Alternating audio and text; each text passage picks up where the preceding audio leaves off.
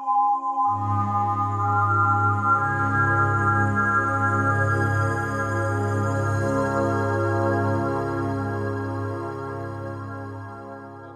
ഭാഗങ്ങളിൽ വിവിധ മാധ്യമങ്ങളിലൂടെ ശ്രദ്ധിക്കുന്ന എല്ലാവർക്കായും കർത്താവിനെ നന്ദിയോടെ സ്തുതിക്കുന്നു.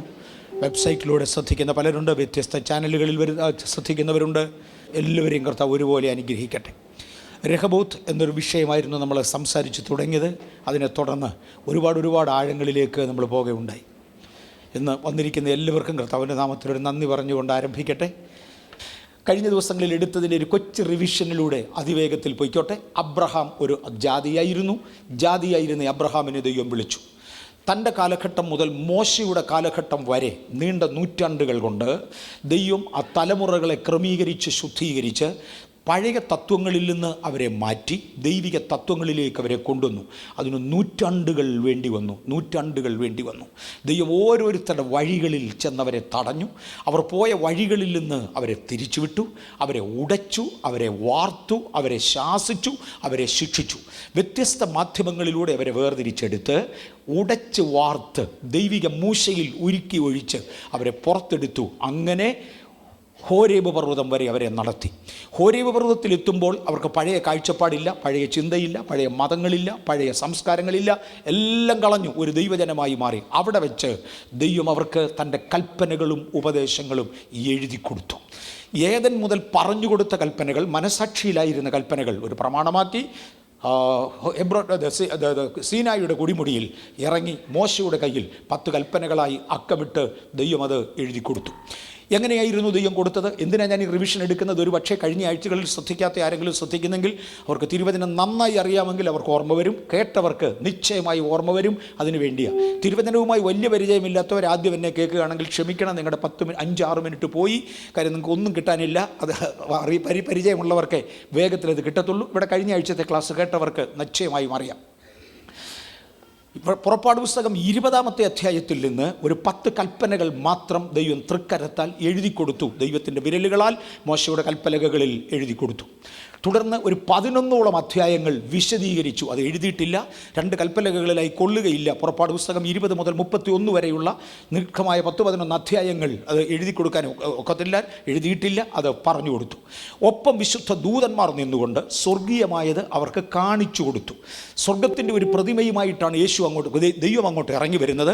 കോടാനുകോടി വിശുദ്ധന്മാർ തന്നോടുകൂടെ ഉണ്ട്. പർവ്വതമാകപ്പാടെ കത്തിപ്പുകയുന്നത് പോലെ കാണുന്നു. ദൈവത്തിൻ്റെ ദൂതന്മാരും വിശുദ്ധ സൈന്യവുമായിട്ട് തന്നെ വന്നു നിന്ന് സ്വർഗം തന്നെ ഒരളവിൽ പർവ്വതത്തിൻ്റെ മുകളിലേക്ക് ഇറക്കി നിർത്തി. മോശ ഒരു 40 രാപകലുകൾ ഇതിനകത്ത് ഇരുത്തി ആകെ അന്തരീക്ഷം മാറ്റിച്ച ശേഷം ദൂതന്മാർ ഓരോന്നോരോന്ന് മോശയ്ക്ക് വിശദീകരിച്ച് ഇതുകൊണ്ടാണ് ദൂതന്മാർ മുഖേന അരുളി ചെയ്ത വചനമെന്ന് പറയുന്നു. ഗലാത്യ ലേഖനത്തിൽ ഓർഡൈൻഡ് ബൈ ദ ഏഞ്ചൽസ് എന്ന് പറഞ്ഞു കൊടുക്കുന്നത്. അതിൻ്റെ ക്രമങ്ങൾ കാണിച്ചു കൊടുത്തതൊക്കെയും ദൂതന്മാരാണ്. അവരെ ചേർത്ത് നിർത്തി ഇത് മോശയ്ക്ക് കൈമാറി. അങ്ങനെ കൈമാറ്റപ്പെട്ടു. അങ്ങനെ കാലം മുന്നോട്ട് പോയി. പഴയ നിയമം കഴിഞ്ഞു.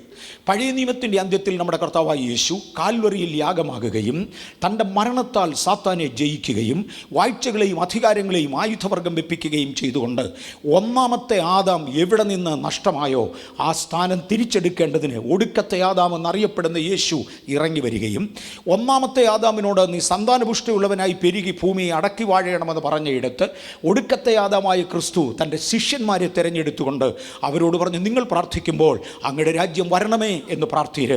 ആദാമിന് കൊടുത്ത ദൗത്യം നിങ്ങൾ പൂർത്തീകരിക്കണം എന്ന് പറയുകയും അതിന് വിപരീതമായി എതിർത്ത് നിൽക്കുന്ന പിശാചിൻ്റെ തലയെ തകർക്കുകയും എന്ന് പറഞ്ഞാൽ അവൻ്റെ പ്രവർത്തനത്തിൻ്റെ ശക്തിയെ കുറയ്ക്കുകയും നമുക്ക് ആത്മീയ അധികാരങ്ങൾ തന്നുകൊണ്ട് നമ്മെ അധികാരപ്പെടുത്തുകയും ചെയ്തു. 3-ാം നാൾ തൻ്റെ പ്രസ്താവനകളെ യഥാസ്ഥാനപ്പെടുത്തിക്കൊണ്ട് തന്നെ തെളിയിച്ചുകൊണ്ട് യേശു മരിച്ചവരിൽ നിന്ന് ആദ്യഫലമായി ഉയർത്തെഴുന്നേറ്റു. പഴയ നിയമത്തിൻ്റെ നോയമ്പുകൾ, പഴയ നിയമത്തിൻ്റെ പെരുന്നാളുകൾ നിവർത്തിച്ചുകൊണ്ട് മരിച്ചവരിൽ നിന്ന് ആദ്യഫലമായി കർത്താവായ യേശു എഴുന്നേറ്റ് വരികയും തുടർന്ന് തൻ്റെ പരിശുദ്ധാത്മാവിനെ ദൈവസഭയ്ക്ക് വേണ്ടി അയച്ചുകൊണ്ട് ആത്മാവിനാൽ സഭയെ ഓർഡൈൻ ചെയ്യുകയും ചെയ്തു. കർത്താവ് യേശുവിൻ്റെ ശിഷ്യന്മാർ, യേശുവിനോട് കൂടെ നടന്ന് പഠിച്ചവർ, തുടർന്നുള്ള അധ്യായങ്ങളിൽ അപ്പോസ്തല പ്രവൃത്തികളുടെ പുസ്തകം 2-ാമത്തെ അധ്യായം 38 മുതൽ 42 വരെയുള്ള വാക്യങ്ങൾ വായിച്ചാൽ അവർ തുടർന്നുള്ള സഭയെ അത് അഭ്യസിപ്പിച്ചു കൊടുത്തു. ഇങ്ങനെ പല വാക്കുകളാലും അവരെ പ്രചോദനപ്പെടുത്തി, ഈ പല വാക്കുകളാലും അവരെ പ്രബോധിപ്പിച്ചു. ആ പ്രബോധനത്തിൻ്റെ എല്ലാം രത്നച്ചുരുക്കം എന്തായിരുന്നു? ഈ വക്രതയുള്ള തലമുറയിൽ നിന്ന് രക്ഷിക്കപ്പെടുക. ഓരോ തലമുറയിലും നമ്മെ നശിപ്പിച്ചു കൊണ്ടുപോകുന്ന ഒരു വക്രതയുള്ള ആത്മാവുണ്ടായിരിക്കും. ഇന്നത്തെ എൻ്റെ സന്ദേശത്തിൻ്റെ പ്രധാന പോയിന്റിൽ ഒന്നതായിരിക്കും. ഇതിനെ എതിർക്രിസ്തുവിൻ്റെ ആത്മാവ് അഥവാ അന്തിക്രിസ്തുവിൻ്റെ ആത്മാവ് എന്നാണ് വിളിക്കുന്നത്. ആ പദം പരോക്ഷമായി മാത്രമേ ബൈബിൾ ചിത്രീകരിക്കുന്നുള്ളൂ, പ്രത്യക്ഷമായി ചിത്രീകരിക്കുന്നില്ല. ഇത് എതിർക്രിസ്തുവിൻ്റെ ആത്മാവാണ്.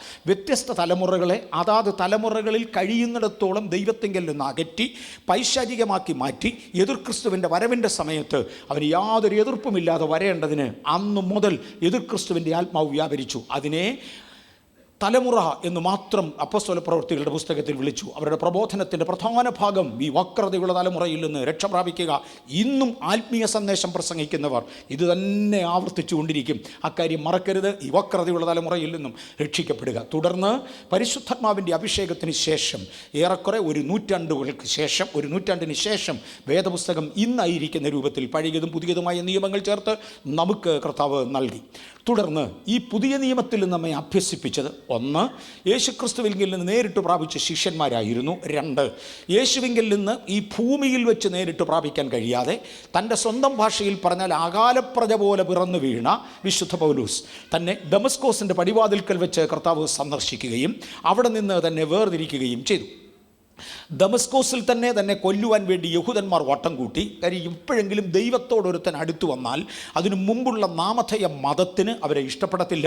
തന്നെ കൊന്നുകളയുവാനായി അവർ ശ്രമിച്ചു. ഒരു കൊട്ടയ്ക്കകത്താക്കി അദ്ദേഹത്തെ മതിൽ വഴി ഇറക്കി വിട്ട് താൻ നേരെ അറേബ്യയിലേക്ക് പോകുകയും ഒരു 3 വർഷം അറേബ്യയിൽ താൻ ഒറ്റയ്ക്കിരുന്ന് പ്രാർത്ഥിക്കുകയും ചെയ്തുവെന്നറിയാം.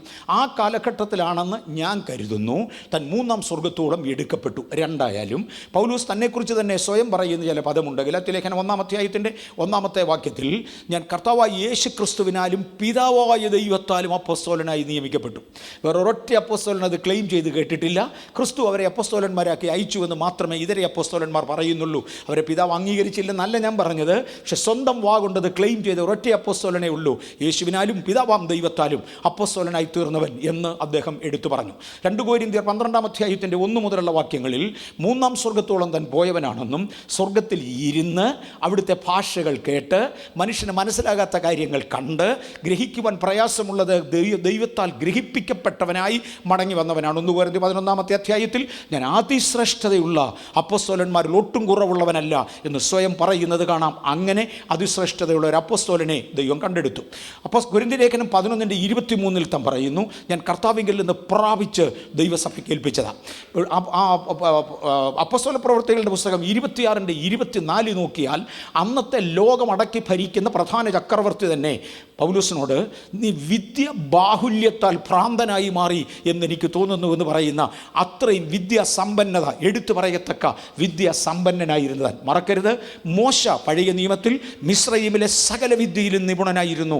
ആ മോശയുടെ കയ്യിൽ പ്രമാണം കൊടുത്തെങ്കിൽ മാത്രമേ എനിക്കും നിങ്ങൾക്കും മനസ്സിലാകുന്ന ഭാഷയിൽ അത് നൂറ്റാണ്ടുകൾ കൊണ്ട് മാറിപ്പോകാത്ത രൂപത്തിൽ എഴുതി വെക്കാൻ കഴിയൂ എന്നതിനാൽ മോശയ്ക്ക് ആവശ്യമുള്ള വിദ്യാഭ്യാസം കൊടുത്ത ശേഷമാണ് അദ്ദേഹത്തെ കൊണ്ട് പഴയ കൽപ്പനകൾ അദ്ദേഹത്തിന് കൈമാറിയത്. ഇതുപോലെ പുതിയ നിയമത്തിലും പൗലോസ് റിലീജിയസ് ഭക്തനായിരുന്നു. മതത്തിൻ്റെ ഭക്തിയും സമ്പ്രദായങ്ങളും അദ്ദേഹത്തിന് നന്നായി അറിയാമായിരുന്നു. കേവലം യഹൂദ മതത്തെക്കുറിച്ച് മാത്രമല്ലായിരുന്നു തനിക്കറിയാവുന്നത്, അന്ന് കണ്ടംപററിയായി ലോകത്തിലുണ്ടായിരുന്ന ഇതര മതങ്ങളെക്കുറിച്ചും അറിയാമായിരുന്നു. അതുകൊണ്ടാണ് അരബയോഗക്കുന്നിൻ്റെ മധ്യത്തിൽ താൻ കയറി നിന്നുകൊണ്ട്, സഹോദരന്മാരെ, നിങ്ങൾ ആത്മീയരാണ്, നിങ്ങൾ ആത്മീയ ശുഷ്കാന്തിയുള്ളവരാണ്, നിങ്ങൾ ഭജിച്ചു വരുന്ന ദേവന്മാരിൽ അജ്ഞാത ദേവനെന്ന് നിങ്ങൾ എഴുതി വച്ചിരിക്കുന്ന ഒരു വേദിക്കല്ല് ഞാൻ കണ്ടു എന്ന് പറഞ്ഞ് ഇതര മതസംസ്കാരങ്ങളെ കൂടെ തൊട്ട് സംസാരിക്കുവാൻ തനിക്ക് കഴിഞ്ഞത്. അത്രത്തോളം വിദ്യാസമ്പന്നനായിരുന്ന തന്നെ ഇനിയും തനിക്ക് വേണ്ടിയിരുന്നത് ആത്മക്കണ്ണുകൾ തുറക്കുകയാണ്. തൻ്റെ ഭൗതിക കണ്ണുകൾ തുറന്നിരുന്നു. മതപരമായ അറിവ് തനിക്കുണ്ടായിരുന്നു, വിദ്യ ബാഹുല്യം തനിക്കുണ്ടായിരുന്നു. തൻ്റെ ആത്മക്കണ്ണുകൾ തുറക്കേണ്ടതിന് മോശയെ പർവ്വതത്തിൻ്റെ മുകളിൽ 40 രാപകലുകൾ ഇരുത്തിയെങ്കിൽ എൻ്റെ വിശ്വാസം മാത്രം ബൈബിൾ സപ്പോർട്ട് ചെയ്യുന്നില്ല. ആണെന്നോ അല്ലെന്നോ ഒരു ചരിത്രവും പറയുന്നില്ല. കണ്ടിടത്തോളം ഒരു ചരിത്രവും പറയുന്നില്ല. ഞാൻ വിശ്വസിക്കുന്നത് 40 ദിവസത്തിൽ കുറയാത്ത ഒരു കാലഘട്ടം, മേ ബി ഒരു വർഷം, എനിക്കറിഞ്ഞുകൂടാ, തന്നെ 3-ാം സ്വർഗത്തോളം കൊണ്ടുപോകുകയും അവിടെ ഇരുത്തി ദൈവസഭയുടെ സകല കാര്യങ്ങളും പഠിപ്പിച്ച് ഭൂമിയിലേക്ക് അയച്ചു. താൻ ഇവിടെ വന്നു വെച്ച് പറഞ്ഞു, ഞാൻ കർത്താവിങ്കിൽ നിന്ന് പ്രാപിച്ചതും നിങ്ങൾക്ക് ഏൽപ്പിക്കുകയും ചെയ്തെന്തെന്നാൽ. പുതിയ നിയമത്തിൽ പ്രധാനപ്പെട്ട 14 ലേഖനങ്ങളാണ് അപ്പോസ്തോലികമായ ഉപദേശങ്ങൾ എഴുതിയ ലേഖനങ്ങളുള്ളത്. പ്രധാനമായും 14 ലേഖനങ്ങളാണ്. നിശ്ചയമായിട്ടും പത്രോസും യോഹന്നാനും യൂദാ അപ്പോസ്തലനും എഴുതിയിട്ടുണ്ടെങ്കിലും ഈ 14 ലേഖനങ്ങൾ എന്ന് പറയുന്നത് പൗലോസ് അപ്പോസ്തലന്റെ ലേഖനങ്ങളാണ്. അതിപ്രധാനമായ നിയമങ്ങൾ ദൈവസഭയ്ക്ക് വേണ്ടി തന്ന ആ മനുഷ്യൻ, അതിശ്രേഷ്ഠതയുള്ള അപ്പോസ്തലന്മാരിൽ ഒട്ടും കുറവില്ലാത്തവൻ. ഇനിയും തന്ന കൽപ്പനകൾ ഞാൻ ഈ പറയുന്നതിനകത്തെ പകുതി പുതിയ സന്ദേശവും പകുതി കഴിഞ്ഞ ആഴ്ച എടുത്തതിൻ്റെ റിവിഷനും കൂടെയാണ് കൂട്ടി ഇളക്കിയാണ് ഞാൻ കൊണ്ടുവരുന്നതെന്ന് എനിക്കറിയാം. ഇവിടം മുതൽ 1 കൊരിന്ത്യർ 7-ാമത്തെ അധ്യായത്തിൽ താൻ പറയുന്നു, ഞാൻ നിങ്ങൾക്ക് ചില കാര്യങ്ങളിൽ സ്വാതന്ത്ര്യം തരിക, നിങ്ങളുടെ ഇഷ്ടം പോലെ ചെയ്തോണം. ഈ കാര്യങ്ങൾ നിങ്ങളുടെ മുമ്പിൽ വരുമ്പോൾ ഉചിതമെന്ന് തോന്നുന്നത് ചെയ്തു, അതിനൊരു സ്വാതന്ത്ര്യമുണ്ട്. 2 8-ാം അധ്യായത്തിലേക്ക് വന്നപ്പോൾ പറഞ്ഞു, നിർബന്ധമാണെങ്കിൽ ഒരു അനുമതി തരാം. ഇതൊരു സ്വാതന്ത്ര്യമല്ല, എല്ലാവർക്കും ബാധകമല്ല.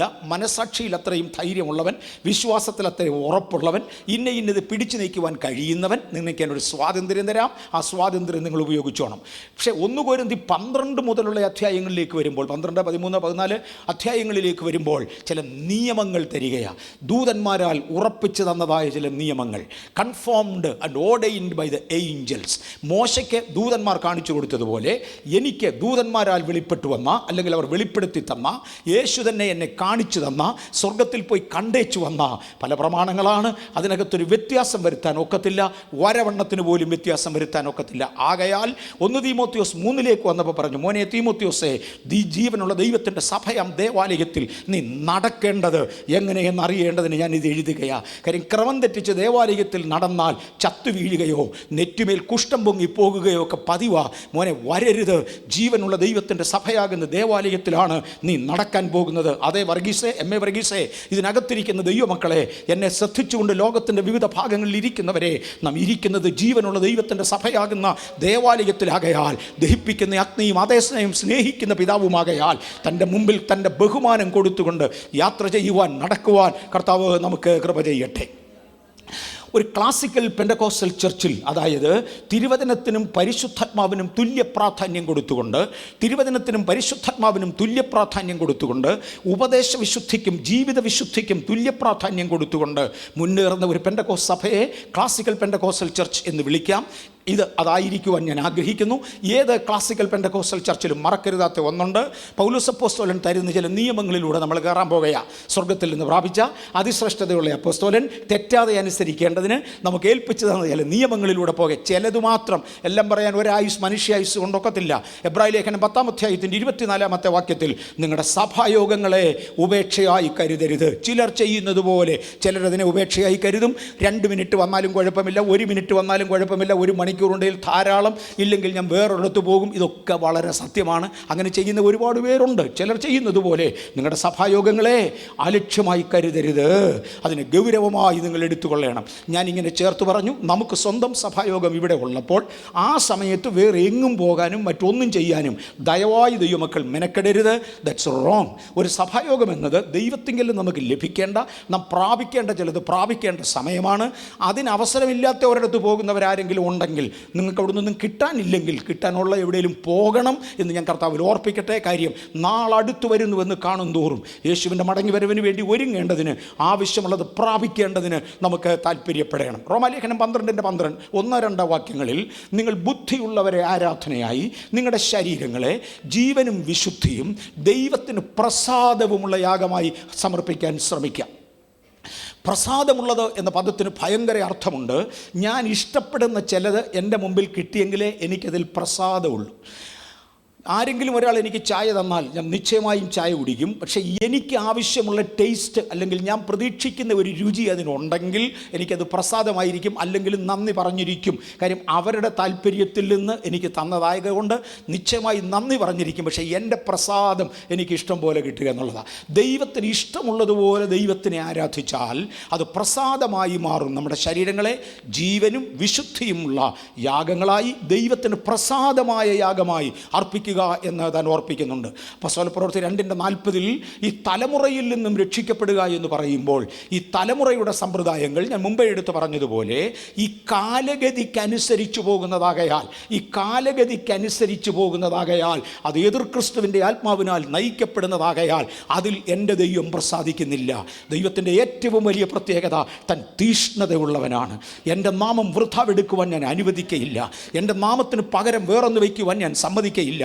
ഞാനല്ലാതെ അന്യ ദൈവങ്ങൾ നിനക്കുണ്ടാകരുത്. എൻ്റെ പാറ്റനല്ലാതെ വേറൊരു പാറ്റൻ നിൻ്റെ മേൽ കാണരുത്. എൻ്റെ സാദൃശ്യത്തിലും എൻ്റെ സ്വരൂപത്തിലും ഞാൻ നിന്നെ സൃഷ്ടിച്ചുവെങ്കിൽ അത് മെയിൻറ്റെയിൻ ചെയ്യുക. തീഷ്ണതയുള്ളവനായ ദൈവത്തെ പ്രസാദിപ്പിക്കണമെങ്കിൽ ഈ കാലഗതിക്കനുസരിച്ച് പറ്റത്തില്ല. സ്വർഗത്തിലെ അനാദികാലങ്ങൾക്ക് മുന്നമേ ഉള്ള നിത്യത വരെ നിലനിൽക്കുന്നതായ ദൈവിക തത്വത്തിനൊത്തവണ്ണം നമ്മുടെ ജീവിത പെരുമാറ്റ ചട്ടങ്ങൾ മാറണം. നമ്മുടെ ജീവിത ശൈലികൾ മാറിയേ മതിയാകൂ. ഗലാത്യ ലേഖനം 1-ാം അധ്യായത്തിൻ്റെ 7-8 വാക്യങ്ങളിൽ 1-ാം അധ്യായത്തിൻ്റെ 7-8 വാക്യങ്ങളിൽ ഞങ്ങൾ നിങ്ങളോട് സുവിശേഷം അറിയിച്ചു. ഞങ്ങൾ അറിയിച്ച സുവിശേഷം മാനുഷികമല്ല, ദൈവത്തെങ്കിൽ നിന്ന് പ്രാപിച്ച സുവിശേഷമാണ്. എനിക്കിതരെ അപ്പോസ്തലന്മാരെ പോലെ യേശുവിനോടുകൂടെ നടക്കുവാൻ ഈ മണ്ണിൽ കഴിഞ്ഞില്ലെങ്കിലും ആകാല പ്രജ പോലെ ജനിച്ച എന്നെ സ്വർഗത്തിൽ കൊണ്ടുപോയി ക്രിസ്തുവിങ്കിൽ നിന്ന് നേരിട്ട് പ്രാപിക്കുവാൻ, നേരിട്ട് കണ്ടു മനസ്സിലാക്കുവാൻ ദൈവം എനിക്ക് തന്ന കൃപ അതൊത്തവണ്ണം ഞാൻ ഇങ്ങോട്ട് പറഞ്ഞു തരികയാണ്. അതുകൊണ്ട് ഞാൻ നിങ്ങളോട് പറഞ്ഞതിന് വിപരീതമായി ആരെങ്കിലും ഒരുവൻ നിങ്ങളോട് സുവിശേഷം പറഞ്ഞാൽ അവൻ ശപിക്കപ്പെട്ടവൻ. ഭയങ്കര പദപ്രയോഗങ്ങളാണ്. ചിലർ നിങ്ങളെ കലക്കി ക്രിസ്തുവിൻ്റെ സുവിശേഷം മറിച്ചു കളവാൻ ഇച്ഛിക്കും. ഞാൻ കഴിഞ്ഞ ദിവസം കഴിഞ്ഞ നാളുകളിൽ ഓർപ്പിച്ചിരുന്നതുപോലെ ഞങ്ങൾ നിങ്ങളെ അറിയിച്ച സുവിശേഷം വിശ്വസിക്കുകയും സ്നാനമേൽക്കുകയും ചെയ്യുക. അതൊന്ന് മറിച്ചിട്ടാലോ? ആദ്യം സ്നാനപ്പെടുക, പിന്നെ ഉക്കുമ്പോൾ വിശ്വസിക്കുക. ആദ്യം സ്നാനപ്പെടുക, പിന്നെ ഊക്കുമ്പോൾ വിശ്വസിക്കുക. നോ, ചിലർ നിങ്ങളെ കലക്കി ക്രിസ്തുവിൻ്റെ സുവിശേഷം മറിച്ചു കളവാൻ ഇച്ഛിക്കുന്നു എന്നത്രേ. ഞാൻ മറിഞ്ഞുപോയ സുവിശേഷത്തിലല്ല, പർവെറ്റഡ് ഗോസ്പലിലല്ല, പകരം ക്രിസ്തു കൽപ്പിച്ച, അപ്പോസ്തലന്മാർ കൽപ്പിച്ച അതേ സുവിശേഷത്തിൽ നിന്നു പോകുവാൻ കർത്താവ് എനിക്ക് കൃപ ചെയ്യുന്നു. അതിനായി കർത്താവിനെ വാഴ്ത്തുന്നു. ഓക്കെ, ഇതിന് വിപരീതമായി വ്യാപരിക്കുന്ന ശക്തിയെ എതിർ ക്രിസ്തുവിൻ്റെ ശക്തി എന്ന് വിളിക്കുമെന്ന് ഞാൻ എടുത്തു പറഞ്ഞു. The spirit of the antichrist 2 തെസ്സലോനിയർ 2-ാം അധ്യായത്തിൻ്റെ 4-ാമത്തെ വാക്യം വായിക്കുമ്പോൾ അവൻ ദൈവത്തോട് എതിർത്ത് നിൽക്കുന്ന ദൈവമെന്നോ ആരാധനാ വിഷയമെന്നോ പേരുള്ള സകലത്തിൻ്റെയും മീതെ തന്നെത്താൻ ഉയർത്തി ദേവാലയത്തിൽ വന്നിരുന്ന് ദൈവമെന്ന് നടിക്കുന്ന ഒരു ദുഷ്ടശക്തിയാണ്. ഒന്നുകൂടെ എടുത്തു പറയാം. അന്തിക്രിസ്തുവിനെ കുറിച്ച് പറയുകയാണ്, എതിർ ക്രിസ്തുവിനെ കുറിച്ച് പറയുകയാണ്. അവൻ ആരാണ്? ദൈവത്തിനെതിരെ എതിർത്ത് നിൽക്കുന്നവൻ. ദൈവമെന്നോ ആരാധനാ വിഷയമെന്നോ പേരുള്ള സകലത്തിൻ്റെയും മീതെ സ്വർഗത്തിൻ്റെ പാറ്റനിൽ നിന്ന് അടർത്തി മാറ്റി അവൻ്റെ പാറ്റനൂടെ ഇടകലർത്തി കൊടുക്കേണ്ടതിന്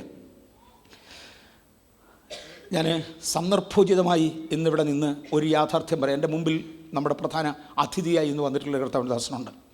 കഴിഞ്ഞ ദിവസങ്ങളിൽ ചർച്ച വരികയും അദ്ദേഹം നമുക്ക് പ്രയോജനപ്പെടുകയും ചെയ്തു. പാസ്റ്ററുടെ അനുവാദം കൂടാതെ ഞാനൊരു കാര്യം അദ്ദേഹത്തിൻ്റെ വാക്കുകളിൽ നിന്ന് എടുത്തു പറയുന്നത് മുന്നിലിരിപ്പുണ്ട്. അദ്ദേഹത്തിൻ്റെ വാക്കുകളിൽ നിന്ന് എടുത്തു പറയുകയാണ്. തൻ്റെ ശുശ്രൂഷയുടെ പ്രധാന ഭാഗങ്ങളിലൂടെ ദൈവം തന്നെ കൊണ്ടുവന്ന് പഠിപ്പിക്കുന്ന സാഹചര്യത്തിൽ ഒരിക്കൽ ഒരു വ്യാജശക്തി തൻ്റെ മുമ്പിൽ വെളിപ്പെട്ടു. ഒത്തിരി തലയുള്ള ഒരു സർപ്പം തൻ്റെ മുമ്പിൽ വെളിപ്പെട്ടു. തൻ്റെ മുമ്പിൽ വെളിപ്പെട്ട ശേഷം തന്നോട് പറഞ്ഞു, ഞാൻ നിനക്കൊരു അഭിഷേകം തരാം, ഞാൻ നിന്നെ ഭൂമിയിലെ 1-ാമത്തവരിൽ ഒരുവനാക്കി ഉയർത്താം. യേശുവിൻ്റെ നാമം തന്നെ നീ ഉപയോഗിച്ചു, തകരാറൊന്നുമില്ല.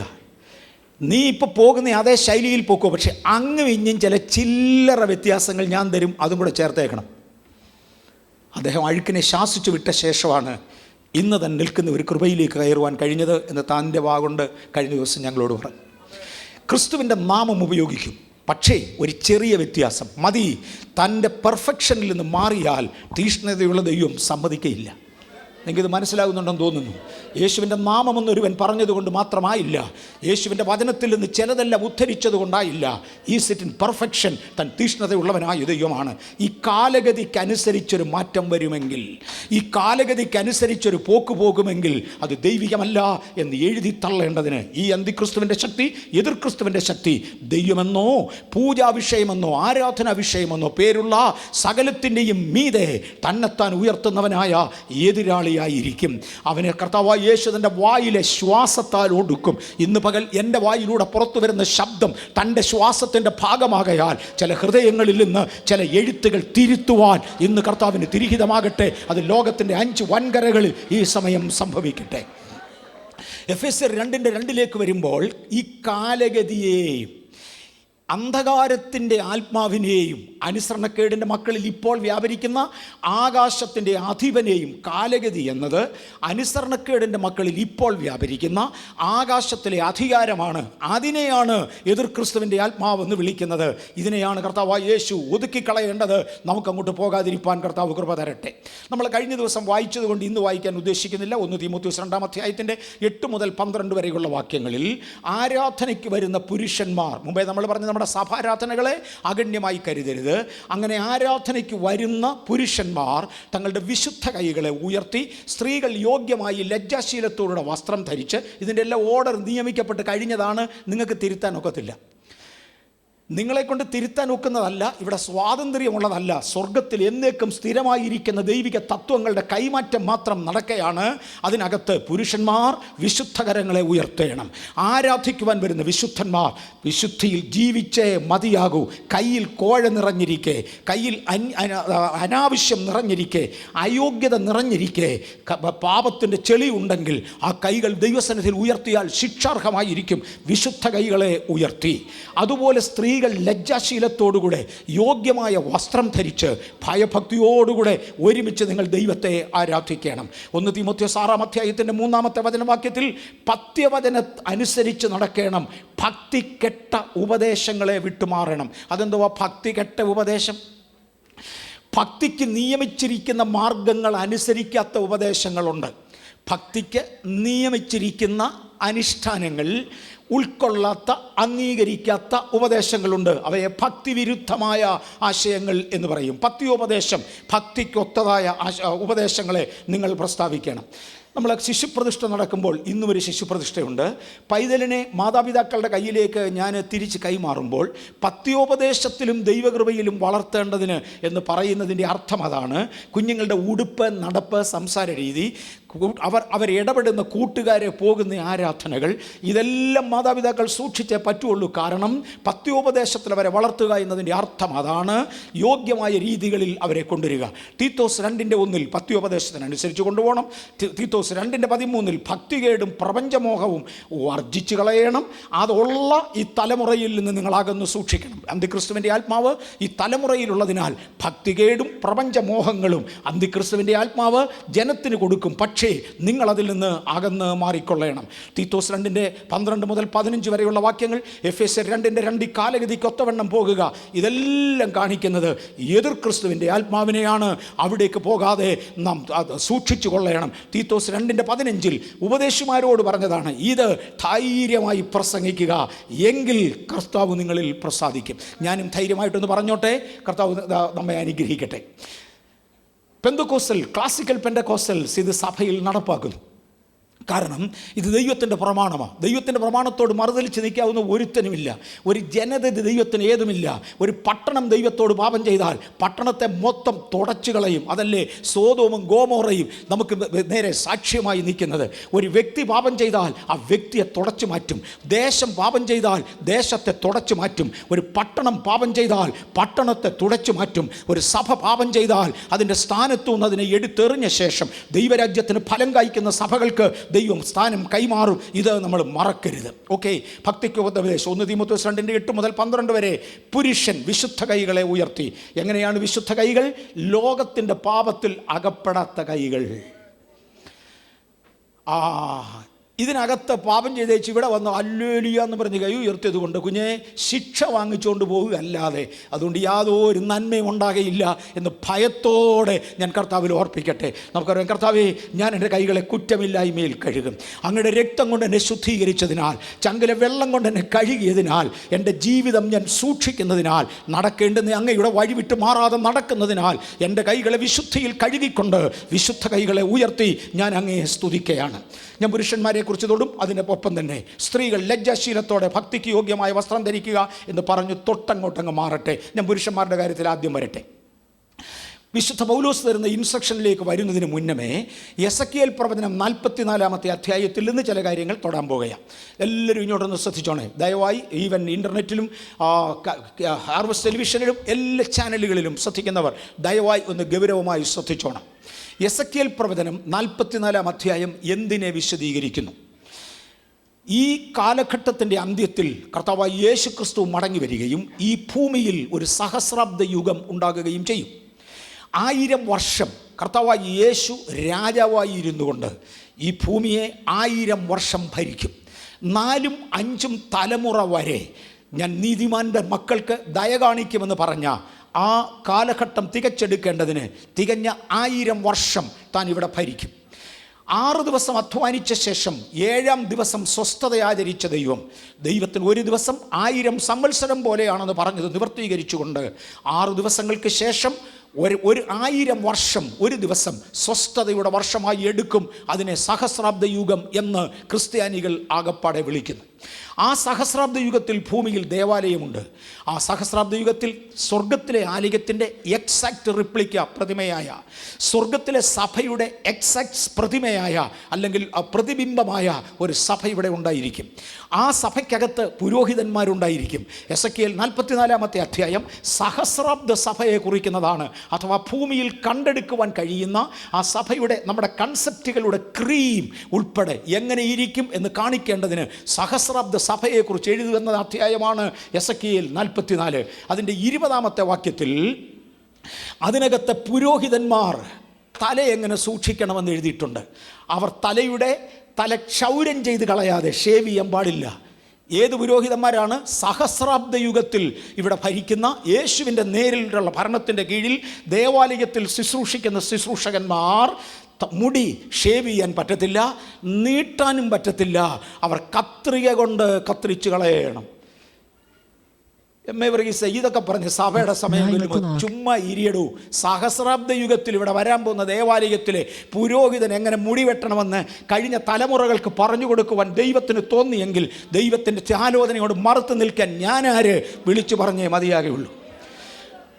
ഇത് സഹസ്രാബ്ദ യുഗത്തിൽ മാത്രം തുടങ്ങിയതാണോ? അല്ല. ലേവ്യ പുസ്തകത്തിലേക്ക് നോക്കാം. 21-ാം അധ്യായത്തിൻ്റെ 15-ാമത്തെ വാക്യത്തിലും 19-ാം അധ്യായത്തിൻ്റെ 27-ാമത്തെ വാക്യത്തിലും പഴയ നിയമ പുരോഹിതന്മാരോട് പറഞ്ഞിരുന്നു. പുതിയ നിയമത്തിൻ്റെ സാമ്പിളായിരുന്നു പഴയ നിയമം.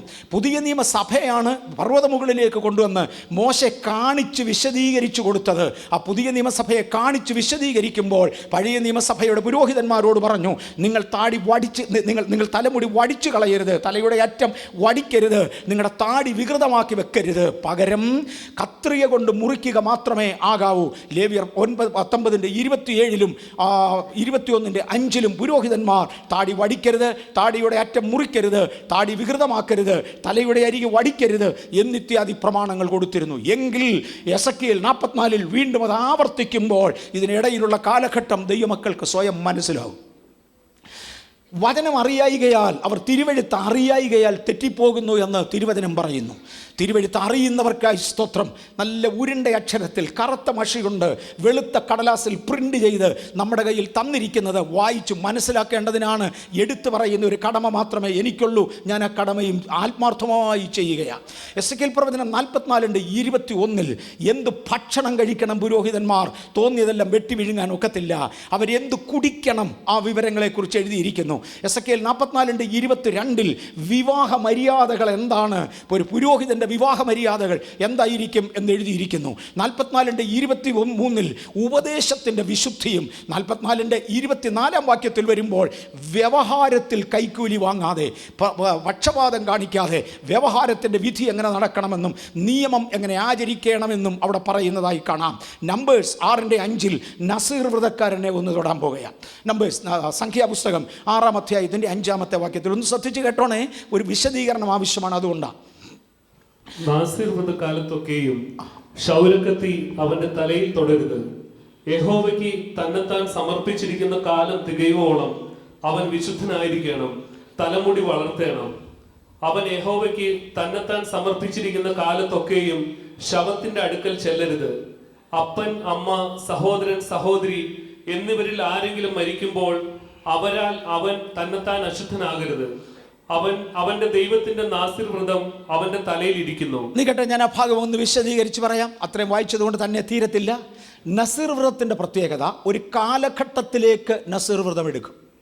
ശിംശോനെ കുറിച്ച് അവൻ ആയുസ് പര്യന്തം നസീർ വ്രതക്കാരനായിരിക്കണമെന്ന് എടുത്തു പറയുന്നുണ്ട്. പക്ഷെ നസീർ വ്രതം പലപ്പോഴും ആയുസ് പര്യന്തമല്ല. വിശുദ്ധ പൗലോസ് നസീർ വ്രതക്കാരനായിരുന്നു. തൻ്റെ വ്രതത്തിൻ്റെ സമയം കഴിഞ്ഞപ്പോൾ താൻ മുടി വെട്ടുവാൻ യെരുശലേം ദേവാലയത്തിൽ പോയിരുന്നു. അതുപോലെ വ്രതമുണ്ടായിരുന്ന ചിലരെ താൻ കൂട്ടിക്കൊണ്ടുപോയിരുന്നു. ഇതിനൊക്കെയും തിരുവചനത്തിൽ അപ്പോസ്തല പ്രവൃത്തികളുടെ പുസ്തകം മുതൽ തെളിവുകൾ കിടപ്പുണ്ട്. നസീർ വ്രതക്കാരൻ ഞാൻ MA വർഗീസ് ചെയ്യത്തില്ല, ചെയ്യേണ്ട ഒരു ആവശ്യമില്ല. ഇന്ന് ഞാൻ ആ നിയമത്തിൻ്റെ പുറത്താണ്.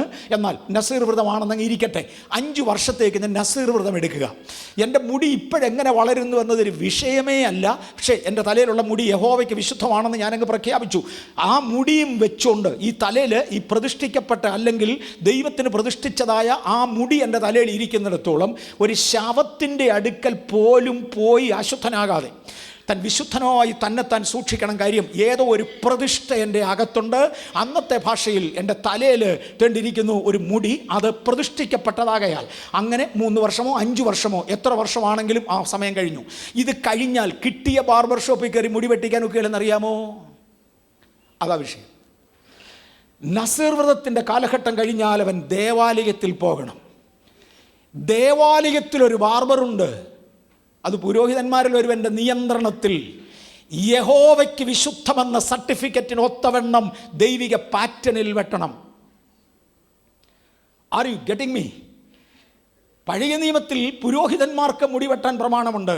ആട്ടപ്പ എന്തെങ്കിലും വ്രതസ്ഥനോ നസീർ വ്രതം എടുക്കുന്നവൻ വ്രതത്തിൻ്റെ അന്ത്യത്തിൽ ദേവാലയത്തിൽ പോയി ദേവാലയത്തിലെ പുരോഹിതൻ ബാർബർക്ക് കൊടുക്കുന്ന ഇൻസ്ട്രക്ഷൻ ഒത്തവണ്ണം അവിടെ വെച്ച് ദൈവം അംഗീകരിച്ച പ്രകൃതിയിൽ മുടിവെട്ടണം. എന്താ കർത്താവേ ഇങ്ങനെയൊക്കെ കാണിക്കുന്നത്? മോനെ, എൻ്റെ സാദൃശ്യത്തിലും എൻ്റെ സ്വരൂപത്തിലും എൻ്റെ വൈസ്രോയിയായി നിർമ്മിക്കപ്പെട്ട നിന്നെ പിശാചി വിഡ്ഢിവേഷം കെട്ടിച്ച് അവൻ്റെ സംസ്കാരത്തിലേക്ക് മാറ്റിക്കളഞ്ഞെങ്കിൽ തിരിച്ചു കൊണ്ടുവരുന്നത് എൻ്റെ ഉത്തരവാദിത്വമാണ് എന്ന് കാണിക്കേണ്ടതിന്. ഞാൻ പുരുഷന്മാരെക്കുറിച്ച് ആ തൊട്ട് തുടങ്ങുന്ന വിശുദ്ധ കൈകളെ ഉയർത്തുക എന്ന പദത്തിന് പിശാച് ഇന്ന് റീപ്ലേസ്മെൻറ്റ് ടെർമിനോളജിയിലാണ്. എന്ന് പറഞ്ഞാൽ വിശുദ്ധിക്ക് പകരം അശുദ്ധിയും അംഗീകരിക്കാവുന്നതിന് പകരം അംഗീകരിക്കപ്പെടാത്തതും ദേവാലയത്തിൽ കൊണ്ടുവരിക. അന്തിക്രിസ്തുവിൻ്റെ അന്തിമ നിയമം എന്തായിരിക്കുമെന്നറിയാമോ? ദൈവത്തിൻ്റെ ആലയത്തിൽ പന്നിച്ചോര കൊണ്ട് അർപ്പിക്കുക. രക്തം യാഗപീഠത്തിന്മേൽ അർപ്പിച്ചു വേണം യാഗം കഴിക്കേണ്ടെന്ന് ദൈവപ്രമാണമാണ്. പക്ഷേ അതിനകത്ത് ആട്ടുകൊറ്റന്മാരുടെയും കാളകളുടെയും രക്തമാണ് ചോദിക്കുന്നത്, അല്ലെങ്കിൽ ചില വിശുദ്ധ പക്ഷികളുടെ രക്തമാണ് ചോദിക്കുന്നത്. ഇവൻ ചെയ്യാൻ പോകുന്നത് രക്തം തന്നെ കൊടുക്കും. പക്ഷേ ദൈവം വെറുക്കുന്ന പന്നിച്ചോര അർപ്പിക്കുക. ഇന്ന് പകൽ വിശുദ്ധി എന്ന് പറയുന്നത് ദൈവം അംഗീകരിക്കുന്നതോ എന്ന് നോക്കാം. ആകയാൽ പുരുഷന്മാർ വിശുദ്ധ കൈകളെ ഉയർത്തുവാൻ ദൈവം നമുക്ക് കൃപ തരട്ടെ. പൗലോസ് നസീർ വ്രതം എടുത്ത കാര്യം നമ്മൾ അങ്ങോട്ട് അത്രയും ഡീറ്റെയിൽ ആയിട്ട് അങ്ങോട്ട് പോകുന്നില്ല. ലേവ്യ പുസ്തകത്തിൽ പുരോഹിതന്മാരോട് പറഞ്ഞു, നീയും നിൻ്റെ പുത്രന്മാരും, ലേവ്യർ 10:9 നീയും നിൻ്റെ പുത്രന്മാരും മരിച്ചു പോകാതിരിക്കേണ്ടതിന് സമാഗമന കൂടാരത്തിൽ കടക്കുമ്പോൾ വീഞ്ഞും മദ്യവും കുടിക്കരുത്. ഇത് നിങ്ങൾക്ക് തലമുറയായി ഇരിക്കണം. തീറ്റയും കുടിയും നിയന്ത്രിച്ചേ മതിയാകൂ.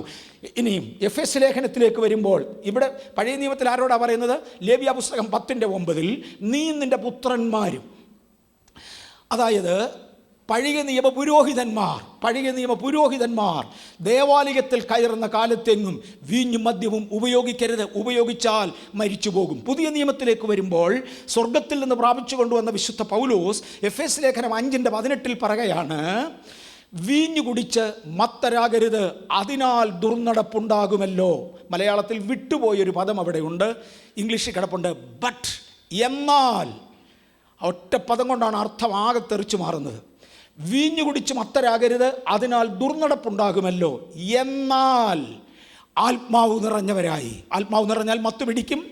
ആത്മീയ ഗീതങ്ങൾ ഉണ്ടാകും, സങ്കീർത്തനങ്ങളാലും സ്തുതികളാലും. എന്നാൽ ആത്മാവ് നിറഞ്ഞവരായി സങ്കീർത്തനങ്ങളാലും സ്തുതികളാലും ആത്മീയ ഗീതങ്ങളാലും തമ്മിൽ പ്രബോധിപ്പിച്ചുകൊണ്ട് നിങ്ങളുടെ ദൈവത്തിന് പാടുക. ബട്ട് എന്നൊരു പദം ഞാനിവിടെ എഴുതി ചേർത്തിട്ടുണ്ട്. ഇംഗ്ലീഷിലെ പദം കിടപ്പുണ്ട്, മലയാളത്തിൽ ഇത് വിട്ടുപോയി. ബട്ട്, എന്നാൽ ആത്മാവ് നിറഞ്ഞവരായി.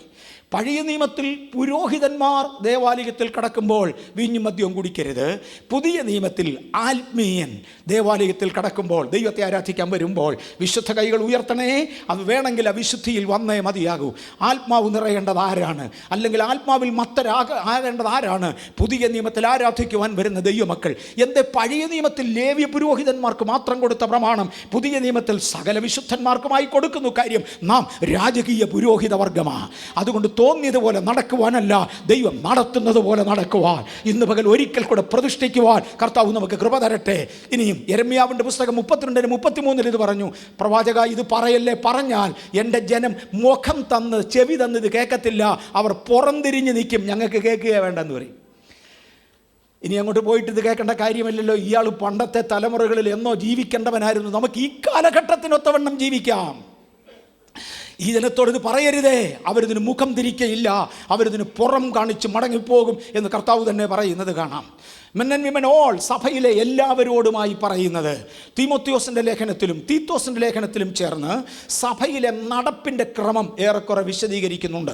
1 തീമോത്തിയോസ്, 2 തീമോത്തിയോസ്, തീത്തോസ് എന്ന 3 ലേഖനങ്ങളിലായി വിശുദ്ധ പൗലോസ് സ്വർഗത്തിൽ നിന്ന് പ്രാപിച്ചവൻ സഭയിലുള്ള ചില കാര്യങ്ങളെക്കുറിച്ച് അല്ലെങ്കിൽ നടപ്പിനെക്കുറിച്ച് പൊതുവെ പറയുന്നു. ആർക്കും വിരോധമില്ലെന്ന് എനിക്ക് നന്നായി അറിയാം. കാര്യം നമ്മളെല്ലാം ദൈവം മുമ്പിൽ ഇരിക്കുന്നത് ഒരു പടി കൂടെ വളരേണ്ടതിന് വേണ്ടിയാണ്. ആരും പുറകോട്ട് പോകാൻ ഇറങ്ങിയവരല്ല. നമ്മെ പുറകോട്ട് വലിക്കുന്നൊരു ശക്തി ഉണ്ടെങ്കിലും അതിനെതിരെ നിന്നുകൊണ്ട്. മലയാളത്തിലെ പ്രസംഗകർ എൻ്റെ ചെറുപ്പം മുതൽ ഉപയോഗിച്ച് ഞാൻ കേട്ടിട്ടുള്ള ഒരു പഴഞ്ചൊല്ലുണ്ട്, ചത്ത് കിടക്കുന്ന ഒരു മത്സ്യം ഒഴുക്കിനൊത്തവണ്ണം അങ്ങ് ഒഴുകിക്കോളും. തല മേളിലോട്ടോ താഴോട്ടോ, തല തിരിഞ്ഞ് കിടന്നെന്ന് വരാം, വയറ് മേളിലോട്ടോ താഴോട്ടോ, അത് രണ്ടാമത്തെ കാര്യം. ഒഴുകുന്ന ഒഴുക്കിനനുസരിച്ച് അങ്ങ് ഒഴുകും. പക്ഷേ ജീവനുള്ള ഒരു മത്സ്യം ഒഴുക്കിന് എതിരെ നീന്താറുണ്ട്. ഈ ലോകത്തിൻ്റെ കാലഗതിക്ക് അനുസരിച്ച് ഒഴുകുന്നത് ആത്മാവിൽ നിർജീവരായി പോയവരാ. ഇന്ന് പകൽ ആത്മാവിൽ ജീവനുള്ളവർക്ക് ഇതിനെതിരെ നീന്തുവാൻ ദൈവം ഒരു കൃപ തരുന്നതിനാൽ എൻ്റെ കർത്താവിനെ വാഴ്ത്തുകയാണ്. ഈ 3 ലേഖനങ്ങൾ ചേർത്ത് പറയുന്നത് 1 തീമോത്തിയോസ് 2:1-2 വാക്യങ്ങളിൽ വായിക്കുമ്പോൾ, 1 ശ്രേഷ്ഠ അധികാരങ്ങൾക്ക് കീഴടങ്ങിയിരിക്കട്ടെ. ഇതേ കാര്യം തന്നെ തീത്തോസ് 3:1 കാണാം. 1 തീമോത്തിയോസ് 2:1-2 വാക്യങ്ങളിലും തീത്തോസ് 3:1 നോക്കിയാൽ വാഴ്ചകൾക്കും അധികാരങ്ങൾക്കും കീഴടങ്ങിയിരിക്കേണ്ടതിനും രാജാക്കന്മാർക്കും ഇന്നത്തെ ഭാഷയിൽ മന്ത്രിമാർക്കും പ്രധാന ഭരണസ്ഥാനങ്ങളിൽ ഉള്ളവർക്കും വേണ്ടി പ്രാർത്ഥിക്കുകയും അവരെ ഓർത്ത് സ്തോത്രം ചെയ്യുകയും അവർക്ക് വേണ്ടി അപേക്ഷിക്കുകയും ഒക്കെ ചെയ്യുക. നിങ്ങൾ ഭക്തിയുള്ളവരായിരിക്കണം, അതേസമയം നിങ്ങൾ ലോയലായിരിക്കണം. രാജ്യത്തിൻ്റെ നിയമങ്ങൾ അനുസരിച്ചേ മതിയാകൂ. എല്ലാവരും നിയമങ്ങൾക്കനുസരിച്ച് നിയമങ്ങൾക്ക് കീഴടങ്ങിയിരിക്കണം. മാനം കൊടുക്കേണ്ടവന് മാനം, ബഹുമാനം കൊടുക്കേണ്ടവന് ബഹുമാനം. മാന്യനായി ഒരു വ്യക്തി വന്നാൽ അർഹിക്കുന്ന മാന്യത കൊടുക്കുവാൻ, അതിനേക്കാൾ ഉപരി ബഹുമാനം കൊടുക്കേണ്ടവനുണ്ടെങ്കിൽ അവന് ബഹുമാനം കൊടുക്കുവാൻ സഭയ്ക്ക് കഴിഞ്ഞിരിക്കണം. തീത്തോസ് 2 വരുമ്പോൾ ശുശ്രൂഷകന്മാർ എങ്ങനെ പെരുമാറണം, മൂപ്പന്മാർ എങ്ങനെ പെരുമാറണം, യുവാക്കന്മാർ എങ്ങനെ പെരുമാറണം, യുവതികൾ എങ്ങനെ പെരുമാറണം. തീത്തോസ് 2:2-9 വരെ വായിക്കുമ്പോൾ വൃദ്ധന്മാർ എങ്ങനെയായിരിക്കണം, വൃദ്ധമാർ എങ്ങനെയായിരിക്കണം, ദാസന്മാർ എങ്ങനെയായിരിക്കണം, യജമാനന്മാർ എങ്ങനെയായിരിക്കണം. ഇങ്ങനെ ഇവരുടെ സാധാരണ ജീവിത ക്രിയകളെ വിശദീകരിക്കാൻ ഒരു ഞായറാഴ്ച കൊണ്ടൊക്കത്തില്ലല്ലോ. അതുകൊണ്ട് ഞാൻ അങ്ങ് ചാടിപ്പോകട്ടെ. എല്ലാ കാറ്റഗറിയിലുള്ളവരെയും തൊട്ടേച്ച് പറഞ്ഞു, ഇത് നിങ്ങൾ ചെയ്യുമെങ്കിൽ വിശുദ്ധകരങ്ങളെ ഉയർത്ത്. കർത്താവിന് സ്തോത്രം. 1 തീമോത്തിയോസ് 2:8 ഒരു പ്രാവശ്യം കൂടെ പുരുഷന്മാർ വിശുദ്ധ കൈകളെ ഉയർത്തി. അതേ 1 തീമോത്തിയോസ് 2:8 മുതൽ 12 വരെ 2ാം ഭാഗം, സ്ത്രീകൾ ലജ്ജാശീലത്തോടെ ഭക്തിക്ക് യോജിച്ച വസ്ത്രം ധരിച്ചുകൊണ്ട് ആലയത്തിൽ വരണം. ലജ്ജാശീലം എന്ന് പറഞ്ഞാൽ എന്തുവാ? ശരീരത്തിൽ മറഞ്ഞിരിക്കേണ്ട ഭാഗങ്ങൾ മറച്ചുകൊണ്ട് വരുന്നതിനെ തന്നെയാണ് ലജ്ജാശീലം എന്ന് വിളിക്കുന്നത്. അത് പ്രകടിപ്പിക്കരുത്, പ്രകടിപ്പിക്കരുത്. ഞാൻ കഴിഞ്ഞ ആഴ്ച പറഞ്ഞ പോലെ 70 വയസ്സ് കഴിഞ്ഞു. നിങ്ങൾക്കറിയാമോ, ഞാൻ പണ്ടൊക്കെ പറയുമായിരുന്നു, വേദപുസ്തകത്തിലെ ചില പുസ്തകങ്ങളിൽ നിന്ന് ഞാൻ ഇന്ന് വരെ പ്രസംഗിച്ചിട്ടില്ല. 70 കഴിഞ്ഞ് എനിക്ക് ആയുസ് ഉണ്ടെങ്കിൽ ചിലപ്പോൾ പ്രസംഗിച്ചെന്ന് വരുമെന്ന്. 18 വയസ്സ് 20 വയസ്സുള്ള പിള്ളേരൊക്കെ വേണ്ടാത്ത വാക്കി എടുത്തിട്ട് തട്ടുന്നത് ഞാൻ കണ്ടിട്ടുണ്ട്. അല്പസ്വല്പം ജഡീക ഇച്ഛകളും ലൈംഗിക സ്വേച്ഛതകളും അടങ്ങുന്ന വിഷയങ്ങൾ ആ ചൊവ്വയോടെ പറഞ്ഞ് പ്രേക്ഷകരുടെ കയ്യടി വാങ്ങിക്കുന്ന ഒരു സിസ്റ്റം ഉണ്ടെന്ന് എനിക്കറിയാം. പക്ഷേ അത് ആത്മീയമല്ലാത്തതുകൊണ്ട് അങ്ങോട്ട് ഞാൻ പോയില്ല. ഇന്നും ഞാൻ ആ ഭാഗങ്ങൾ എടുത്ത് പ്രസംഗിക്കുകയല്ല. എന്നാൽ തുറന്ന് പറയാവുന്ന ചിലത് അടുത്ത തലമുറ അന്തിക്രിസ്തുവിൻ്റെ കയ്യിൽ നിന്ന് രക്ഷപ്പെടേണ്ടതിന് എടുത്തു പറയേണ്ടതിൻ്റെ കടമയാകയാൽ ഞാനൊന്ന് ഓർപ്പിക്കുന്നു എന്ന് മാത്രം. ലജ്ജാശീലത്തോടെ, ഭക്തിക്ക് യോഗ്യമായ വസ്ത്രധാരണത്തോടെ. ഈ സ്ത്രീകളോട് പിശാചിനൊരു മഹാശല്യമുണ്ട്, മറക്കല്ല്. 1, കഴിഞ്ഞ ആഴ്ച നമ്മൾ ചിന്തിച്ചു, ആദ്യം പാപത്തിൽ അകപ്പെട്ടത് ഹവ്വായോടായിരുന്നു ആദ്യത്തെ അറ്റാക്ക്. അതുകൊണ്ടാണ് അങ്ങനെ സംഭവിച്ചത്. തുടർന്ന് ഈ ദൈവം ഇറങ്ങി സംസാരിക്കുന്ന ആദ്യ വാചകം ഒന്ന് ശ്രദ്ധിച്ചോണേ. 3:15 ഉൽപ്പത്തി 3:15 ഞാൻ സ്ത്രീക്കും സർപ്പത്തിനും ഇടയിൽ ഇവർക്ക് തമ്മിൽ ഒരു ശത്രുത്വം വയ്ക്കുന്നു. പുരുഷനും സർപ്പം തമ്മിലല്ല ആദ്യത്തെ വഴക്ക്, സ്ത്രീക്കും സർപ്പത്തിനുമിടയിൽ നിയമിക്കപ്പെട്ട ഒരു വൈരാഗ്യം. അതുകൊണ്ട് സഹോദരിമാരെ, പുരുഷന്മാരെക്കാൾ കൂടുതൽ, എന്നേക്കാൾ കൂടുതൽ എൻ്റെ ഭാര്യ, പുരുഷന്മാരെക്കാൾ കൂടുതൽ സ്ത്രീകൾക്ക് പ്രാർത്ഥനയുടെ കഴിവ് കൂടുതലുണ്ട്. സാത്താനോട് എതിർത്ത് നിൽക്കുവാൻ നിങ്ങൾക്ക് ഒരു പ്രത്യേക അഭിഷേകമുണ്ട്. അവന് ഒരു അഡ്വാൻറ്റേജ് ഉണ്ട്. സ്ത്രീക്കും അവനും തമ്മിൽ ദൈവം ശത്രുത്വം വെച്ചതുകൊണ്ട് നിങ്ങളോടായിരിക്കും ആദ്യത്തെ പ്രതികാരം. മറക്കല്ല. പുരുഷന്മാർ രക്ഷപ്പെടത്തൊന്നുമില്ല. അവയെ വഞ്ചിച്ചേച്ച് അവനങ്ങ് പോയില്ലല്ലോ. ആദാം വീഴുന്നത് വരെ അവൻ കാത്തു നിന്നില്ലേ? ആരും രക്ഷപ്പെടുമെന്നല്ല ഞാൻ പറഞ്ഞത്. പക്ഷേ സ്ത്രീക്കും സർപ്പത്തിനും തമ്മിൽ, പിശാചിനും തമ്മിൽ ദൈവമായി നിയമിച്ച ഒരു വൈരാഗ്യം. ഉൽപ്പത്തി പുസ്തകം 6-ാം അധ്യായത്തിൽ വരുമ്പോൾ ദൈവത്തിൻ്റെ ദൂതന്മാർ, വാച്ചേഴ്സ് എന്നറിയപ്പെടുന്ന ദൈവത്തിൻ്റെ ദൂതന്മാർ പുരുഷന്മാരെ ആക്രമിച്ചു എന്ന് എഴുതിയിട്ടില്ല, സ്ത്രീകളെ ആക്രമിച്ചു. തങ്ങൾക്ക് ബോധിച്ചവരെ ഒക്കെയും ഭാര്യമാരായി എടുത്തു. സ്ത്രീയാണ് ആദ്യമായി പൈശാചിക അറ്റാക്കിന് വിധേയപ്പെട്ടവൾ. ഏദനിൽ ആദ്യം വഞ്ചിക്കപ്പെട്ടത് സ്ത്രീയാണ്. ദൈവം ശത്രുത്വം വെച്ചത് സ്ത്രീക്ക് നേരെയാണ്. സാത്താന് ശത്രുത്വം വെച്ചത്, ആദ്യമായി വെച്ചത്. സാത്താൻ ആദ്യമായി ആക്രമിച്ചത് ദൈവദൂതന്മാർ ആദ്യമായി ആക്രമിച്ചത് സ്ത്രീകളെയാണ്. ചാവുകടൽ ലിഖിതങ്ങളിൽ സ്ത്രീകളെയാണ് സാത്താൻ തുടർന്നും ഉന്നം വെച്ചത്. എന്തുകൊണ്ടാണ് സ്ത്രീകൾ ലജ്ജാശീലത്തോടെ വസ്ത്രം ധരിക്കട്ടെ, പുരുഷൻ്റെ ലജ്ജാശീലം ഒന്നും പറയാൻ ഞാൻ എന്താ? ഇവിടെയാണ് അറ്റാക്കിൻ്റെ പ്രധാന ഘടകം. ഞാൻ വളരെ സിസ്റ്റമാറ്റിക്കായി തിരുവചനത്തിൻ്റെ തെളിവിൽ വാക്യങ്ങൾ ഉദ്ധരിച്ചുകൊണ്ട് പറഞ്ഞു വരുന്നത് മനസ്സിലാകുന്നവർക്കായി സ്തോത്രം. ദൈവദൂതന്മാരെയോ മനുഷ്യനെയോ ആകർഷിച്ച് നശിപ്പിക്കേണ്ടതിനുള്ള കഴിവ് സ്ത്രീകൾക്ക് ഒന്നാമതുണ്ട്. സാത്താനുമായി വെച്ചിരിക്കുന്ന ശത്രുത്വം അവൾക്കാണ്. എൻ്റെ സഹോദരിമാരുടെ കാര്യമാണ് ഞാൻ പറയുന്നത്. എൻ്റെ അമ്മയുടെ, എൻ്റെ സഹോദരിമാരുടെ, എൻ്റെ ഭാര്യയുടെ, സ്ത്രീകളുടെ ഒരുമിച്ചുള്ള കാര്യമാണ് ഞാൻ ഈ പറയുന്നത്. ചാവുകടൽ ലിഖിതങ്ങളിലും സാത്താൻ ആദ്യമായി ആക്രമിക്കുന്നത് സ്ത്രീകളെയാണ്. അവരെയാണ് ദൈവിക സാദൃശ്യത്തിൽ നിന്നും ദൈവിക സ്വരൂപത്തിൽ നിന്നും അകറ്റിക്കളഞ്ഞത്. മുന്നോട്ട് പോകാം. സാത്താൻ്റെ ബൈബിളിൽ, വേദപുസ്തകം നമുക്കുള്ളതുപോലെ തന്നെ സാത്താന് ബൈബിളുണ്ട്. 275 പേജുകളും 4 എഴുത്തുകാരും അടങ്ങുന്നതാണ് സാത്താൻ്റെ ബൈബിൾ. സാത്താൻ്റെ ബൈബിളിനകത്ത് സ്ത്രീകളോടുള്ള കാര്യം എടുത്തു പറയുന്നുണ്ട്. ലോകത്തിൻ്റെ ഇന്നത്തെ പോക്കിൽ അന്തിക്രിസ്തുവിൻ്റെ മതം വ്യാപരിച്ചു വരുമ്പോൾ ഫെമിനിസത്തിൻ്റെ 3rd വേവിൽ എന്ത് സംഭവിക്കുന്നു എന്ന് നമുക്ക് നോക്കാം. സാത്താൻ്റെ ബൈബിൾ ഞാൻ എടുക്കും. തിരുവിതാംകൂറിൻ്റെ ചരിത്രത്തിൽ ഒരു ഉദാഹരണമായി എടുത്തുകൊണ്ട് ചരിത്രത്തിൻ്റെ ഏടുകളിൽ സ്ത്രീകളോടുള്ള പോരാട്ടം എന്തായിരുന്നുവെന്ന് നോക്കാം. നമ്മൾ കഴിഞ്ഞ പ്രാവശ്യം ഇവിടെ പഠിച്ചതുപോലെ റെപ്റ്റേലിയൻ ഏലിയൻസും നോർഡിക് ഏലിയൻസും ഈ 2 വിഭാഗത്തിൽപ്പെടുന്ന വീണുപോയ ദൂതന്മാർ എങ്ങനെയാണ് പ്രതികരിക്കുന്നത് എന്ന് നോക്കാം. നമ്മൾ ഓരോന്ന് പോകുകയാണ്. ഒന്നാമത്തേതായിട്ട് സാത്താൻ്റെ സഭ, സൈറ്റനിസം. സാത്താൻ്റെ ബൈബിളിൻ്റെ മുകൾ ഭാഗവും അതിൻ്റെ പ്രധാന കാര്യങ്ങളുമാണ് ഞാൻ അവിടെ കാണിച്ചിരിക്കുന്നത്. വിശദീകരിക്കാൻ ഇന്ന് ഒക്കത്തില്ല.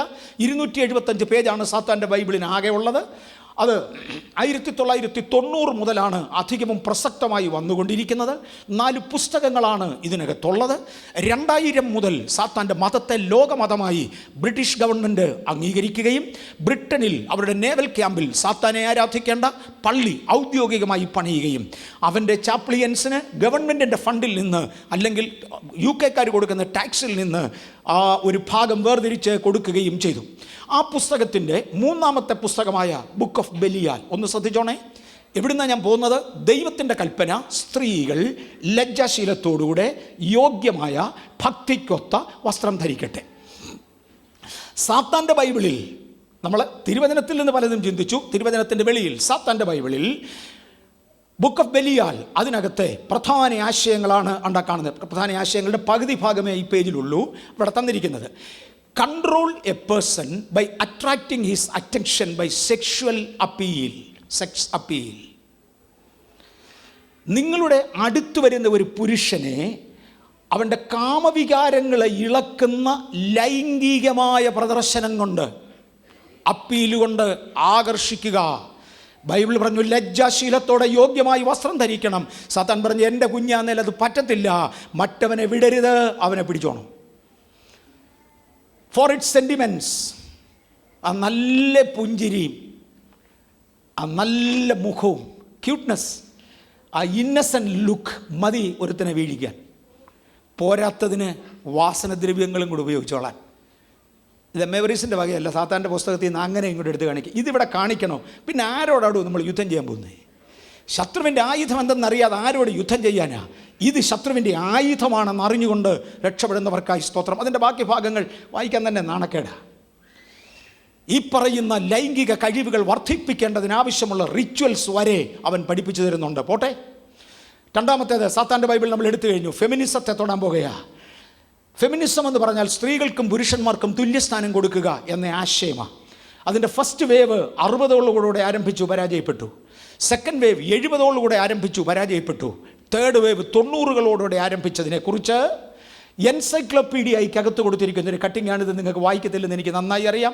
എൻസൈക്ലോപീഡിയ കാണാതെ വണ്ണം ഞാൻ ആരുടെയും കണ്ണു പൊത്തുന്നില്ല. അവരവരുടെ സമയത്ത് അവരവർക്ക് വിക്കിപീഡിയയിൽ നിന്ന് തപ്പിയെടുക്കാവുന്നതേ ഉള്ളൂ. ഫെമിനിസത്തിൻ്റെ 3ാമത്തെ വേവ് ഞങ്ങൾ അതിനകത്തുനിന്ന് എടുത്തതാണ്. അതിനകത്ത് മേളിലൊരു ബോക്സ് ഉണ്ടാക്കിയിട്ടിട്ടുണ്ട്. അന്നിവിടെ ക്ലാസ്സിനകത്ത് അറ്റൻഡ് ചെയ്തവർക്ക് ശ്രദ്ധിച്ച് കാണും. ആ ബോക്സിനകത്ത് എഴുതിയിരിക്കുന്നത് ഇങ്ങനെയാണ്: celebrate sexuality as A means of empowerment over men. സ്ത്രീകളെയും പുരുഷന്മാരെയും തുല്യരാക്കുക എന്നതാണ് ഫെമിനിസത്തിൻ്റെ ഓർഡർ. അത് ദൈവത്തിങ്കൽ നിന്നല്ല. ദൈവം തുല്യത കൽപ്പിച്ചിട്ടില്ല.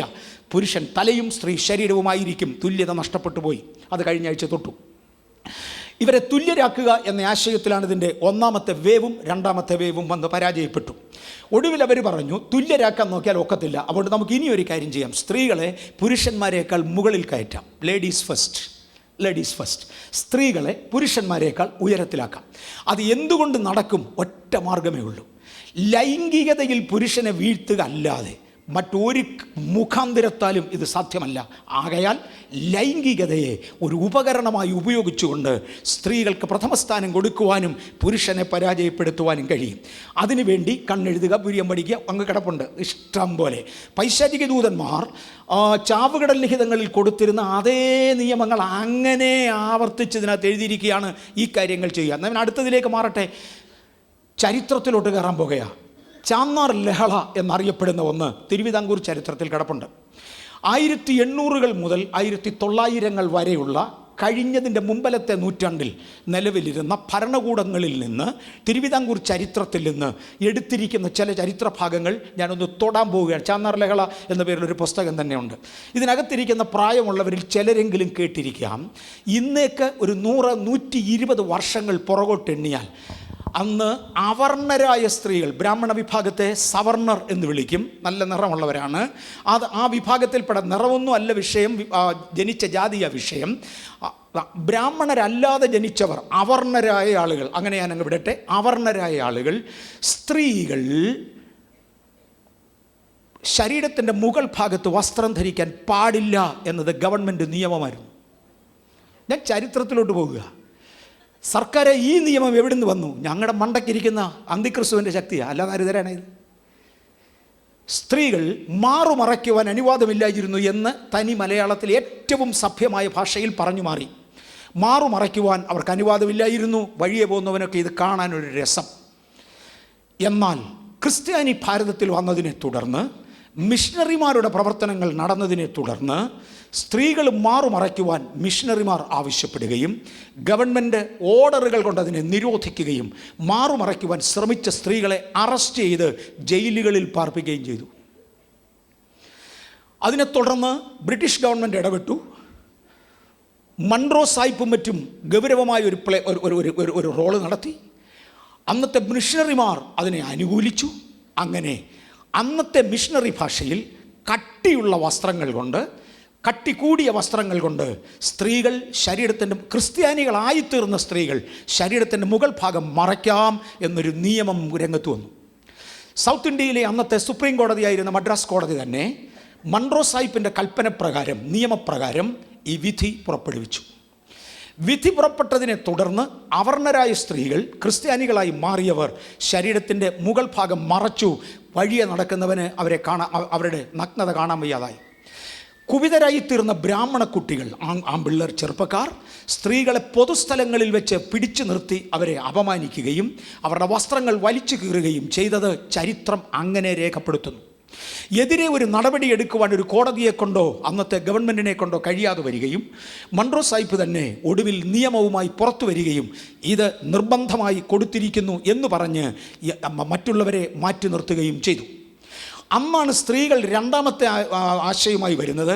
കനം കുറഞ്ഞ വസ്ത്രം വേണം. പറ, മറയ്ക്കുവാൻ അനുവാദമില്ലാതിരുന്ന ഇടത്ത് മറയ്ക്കുവാൻ അനുവാദം കൊടുത്തു. മറച്ചപ്പോഴത്തേക്ക് മേളിലിരിക്കുന്ന ഭൂതങ്ങൾക്ക് ഇഷ്ടപ്പെടാതെ വന്നു. അവർ പറഞ്ഞു, പിള്ളേരെ നിങ്ങളങ്ങനെ ചെയ്യരുത്, നിങ്ങളുടെ നഗ്നത ഇന്നും വെളിവാകണം. ആകയാൽ നിങ്ങൾ കനം കുറഞ്ഞ ട്രാൻസ്പെറൻറ്റ് തുണികൾ കൊണ്ട് മറച്ചാൽ മതി. മൺറോ സാഹിബ് തീർത്തു പറഞ്ഞു, മിഷണറിമാരും തീർത്തു പറഞ്ഞു, ക്രിസ്ത്യൻ തത്വം തുടരാനാണെങ്കിൽ കട്ടിയുള്ള വസ്ത്രം, അല്ല നിങ്ങളുടെ പഴയ തത്വത്തിൽ പോകാനാണെങ്കിൽ മറയ്ക്കാതെ രണ്ടിലൊന്ന് തിരഞ്ഞെടുത്തോളാൻ പറഞ്ഞു. ഇന്നതങ്ങ് മാറി. ഞാൻ എവിടെയാണ് പറഞ്ഞു വരുന്നത്? പൈശാചികമായൊരു തത്വം ലജ്ജാശീലത്തോടുകൂടെ വസ്ത്രം ധരിക്കുക എന്ന ക്രിസ്തീയ പ്രമാണത്തിന് വിപരീതമായി ഉണ്ട് എന്ന് മറന്നുപോകാതെ ഓർപ്പിക്കുകയാണ് ലോകം മുഴുവനും ശ്രദ്ധിക്കുന്നവർക്കായി കർത്താവിനെ വാഴ്ത്തുന്നു. ഇനി എനിക്ക് ആ റെപ്റ്റേലിയൻ ഏലിയൻസ് ആൻഡ് നോർഡിക് ഏലിയൻസ് അവരെക്കുറിച്ചാണ് പറയാനുള്ളത്. സാത്താൻ്റെ ബൈബിൾ ഞാൻ എടുത്തു, ഫെമിനിസം ഞാൻ എടുത്തു, ചന്നാർ ലഹള ഞാൻ എടുത്തു, അല്ലെങ്കിൽ തിരുവിതാംകൂർ ചരിത്രം ഞാൻ എടുത്തു. ഇനിയും ഏലിയൻസിനെ കുറിച്ച് പഠിക്കുമ്പോൾ പലതരത്തിലുള്ള ഏലിയൻസ് ഭൂമിയിലേക്ക് വന്നുകൊണ്ടിരിക്കുന്നുവെന്ന് പറഞ്ഞു. ഇന്ന് വന്ന് 100-ലധികം വിഭാഗങ്ങൾ ഭൂമിയിലേക്ക് സ്ഥിരം വന്നുകൊണ്ടിരിക്കുന്നുവെന്നാണ് ഈ വിഷയത്തിൽ അറിവുള്ളവരായ ശാസ്ത്രലോകം മുഴുവനും ഒരുപോലെ പറയുന്നത്, ലോകമെന്ന് വാദിക്കുന്നത്.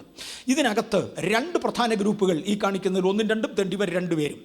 റെപ്റ്റേലിയൻ ഏലിയൻസ് ആൻഡ് നോർഡിക് ഏലിയൻസ് അവരുടെ തത്വസംഹിതകൾ പരസ്യപ്പെടുത്തിയിരിക്കുന്നത് ശ്രദ്ധിച്ചാലും സ്ത്രീകൾ വസ്ത്രം ധരിക്കുന്നതിൽ ഇവർക്ക് 2 പേർക്കും താല്പര്യമില്ല. സാത്താൻ്റെ ബൈബിളിൽ വസ്ത്രധാരണത്തെക്കുറിച്ച് കൊടുത്തിരിക്കുന്ന ആശയം ഒന്നുകൂടെ തൊട്ടോട്ടെ.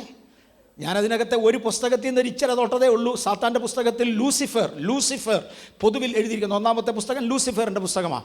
പൊതുവിൽ എഴുതിയിരിക്കുന്ന ഒരു ആശയം മാതാപിതാക്കൾക്കുള്ള 10 കൽപ്പനകളാണ്. അതിനകത്ത് ഇങ്ങനെ പറഞ്ഞു, മാതാപിതാക്കളെ, യൗവനക്കാരായ നിങ്ങളുടെ ആൺകുട്ടികൾ വസ്ത്രം ധരിക്കുവാൻ നിങ്ങളവരെ നിർബന്ധിക്കരുത്. ഒരു പക്ഷേ അവർക്ക് തണുക്കുന്നെങ്കിൽ അവർ തന്നെ ധരിച്ചോളും. അവർക്ക് തണുക്കുന്നില്ലെങ്കിൽ വസ്ത്രം ധരിക്കാൻ എന്തിന് നിർബന്ധിക്കുന്നു? അവൻ്റെ നഗ്നത കണ്ട് സന്തോഷിക്കുന്ന ഒരു പെൺകുട്ടി ഉണ്ടെങ്കിൽ നിങ്ങൾക്കെന്നെ നഷ്ടം? പറ.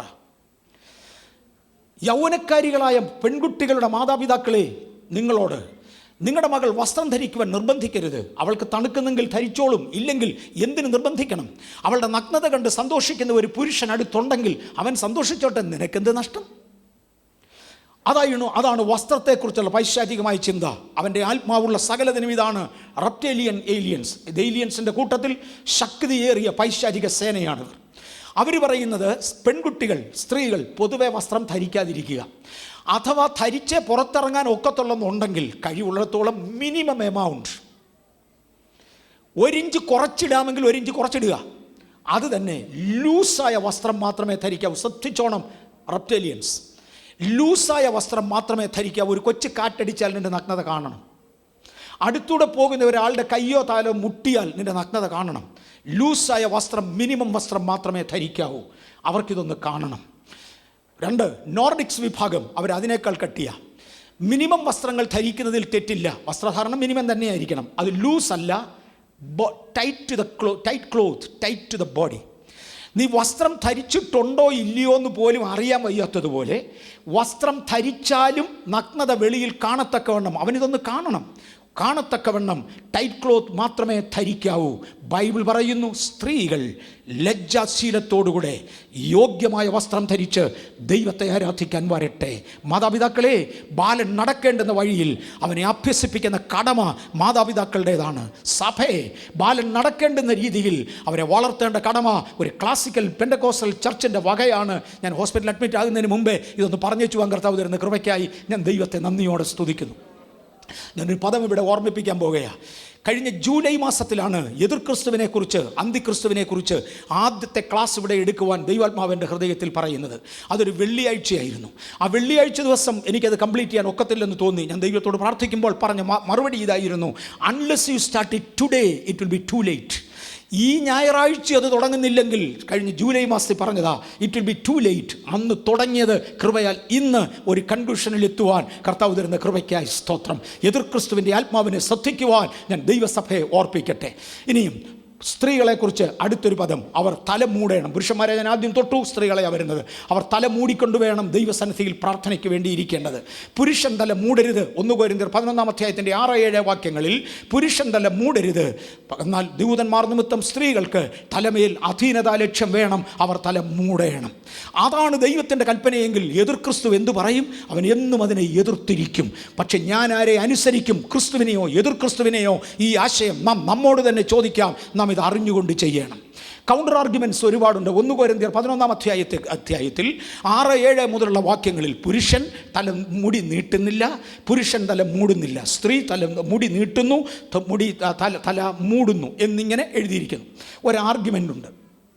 ആ ആർഗ്യുമെൻ്റ് ഇങ്ങനെയാണ്: പ്രകൃതി തന്നെ നിങ്ങളെ പഠിപ്പിക്കേണ്ടതിന് തന്നിരിക്കുന്ന ഒരു പ്രമാണമാണ് സ്ത്രീകൾക്ക് നീണ്ട മുടി. അത് മൂടുപടത്തിന് പകരം പ്രകൃതി തന്നിരിക്കുന്നതാണ്. അതുകൊണ്ട് ഇനി വേറൊരു മൂടുപടം വേണ്ട. ഇംഗ്ലീഷ് അറിയാവുന്ന ആരോടെങ്കിലും ഇംഗ്ലീഷ് വായിക്കാൻ പറ, മലയാളം മനസ്സിലാകുന്ന ആരോടെങ്കിലും മലയാളത്തിൽ വായിക്കാൻ പറയും. ഒരു 10 പ്രാവശ്യം വായിച്ചേച്ച് വായിക്കുന്നവർക്ക് മനസ്സിലാകും ഈ വാക്യത്തിന് അങ്ങനെ ഒരു അർത്ഥമില്ല. പകരം ഈ വാക്യത്തിൻ്റെ അർത്ഥം സ്ത്രീകൾ തല മൂടണം എന്നതിൻ്റെ പ്രകൃതി തരുന്ന സൂചനയാണ് നീണ്ട മുടി.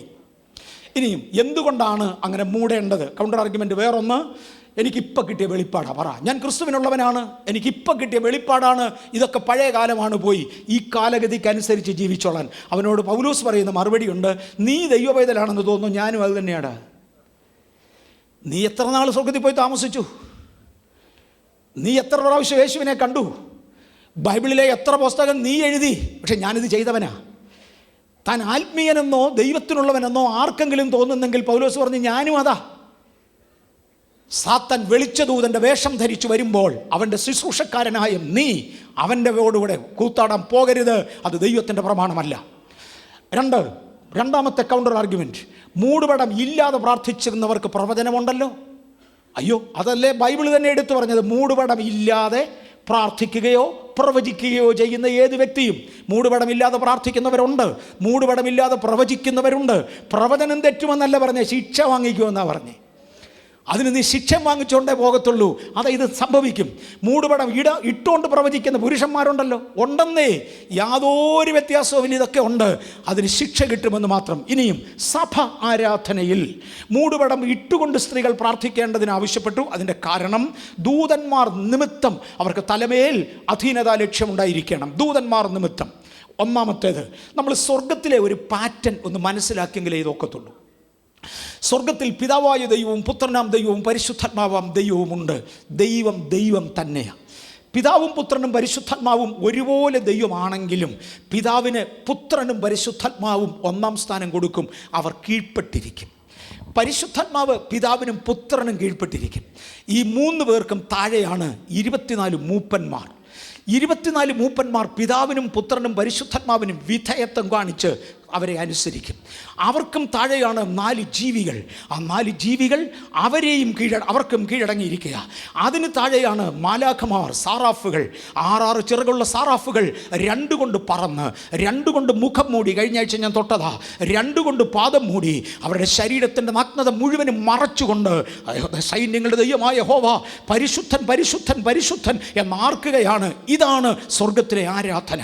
ഈ ഭൂമിയിലേക്ക് വരുമ്പോൾ 2 കൂട്ടരെ കൂടെ ചേർത്തു. ഭൂമിയിൽ നിന്ന് സ്ത്രീയും പുരുഷനും 2 പേരെയും കൂടെ ചേർത്തു. ഇനിയും നമ്മൾ ഒരുമിച്ച് ഇവിടെ നിന്ന് ആരാധിക്കുക. പിതാവ്, പുത്രൻ, പരിശുദ്ധാത്മാവ്, 24 മൂപ്പന്മാർ, 4 ജീവികൾ, മാലാഖമാർ അല്ലെങ്കിൽ സാറാഫുകൾ, ഇവരെല്ലാം സ്വർഗത്തിലുണ്ട്. ഭൂമിയിൽ നിന്ന് 2 ഗ്രൂപ്പിനെ കൂടെ ഇവിടെ അങ്ങോട്ട് കൂട്ടിച്ചേർത്തു. ഇവിടെ നിന്ന് കൂട്ടിച്ചേർത്തത് 1 പുരുഷനും 2 സ്ത്രീയുമാണ്.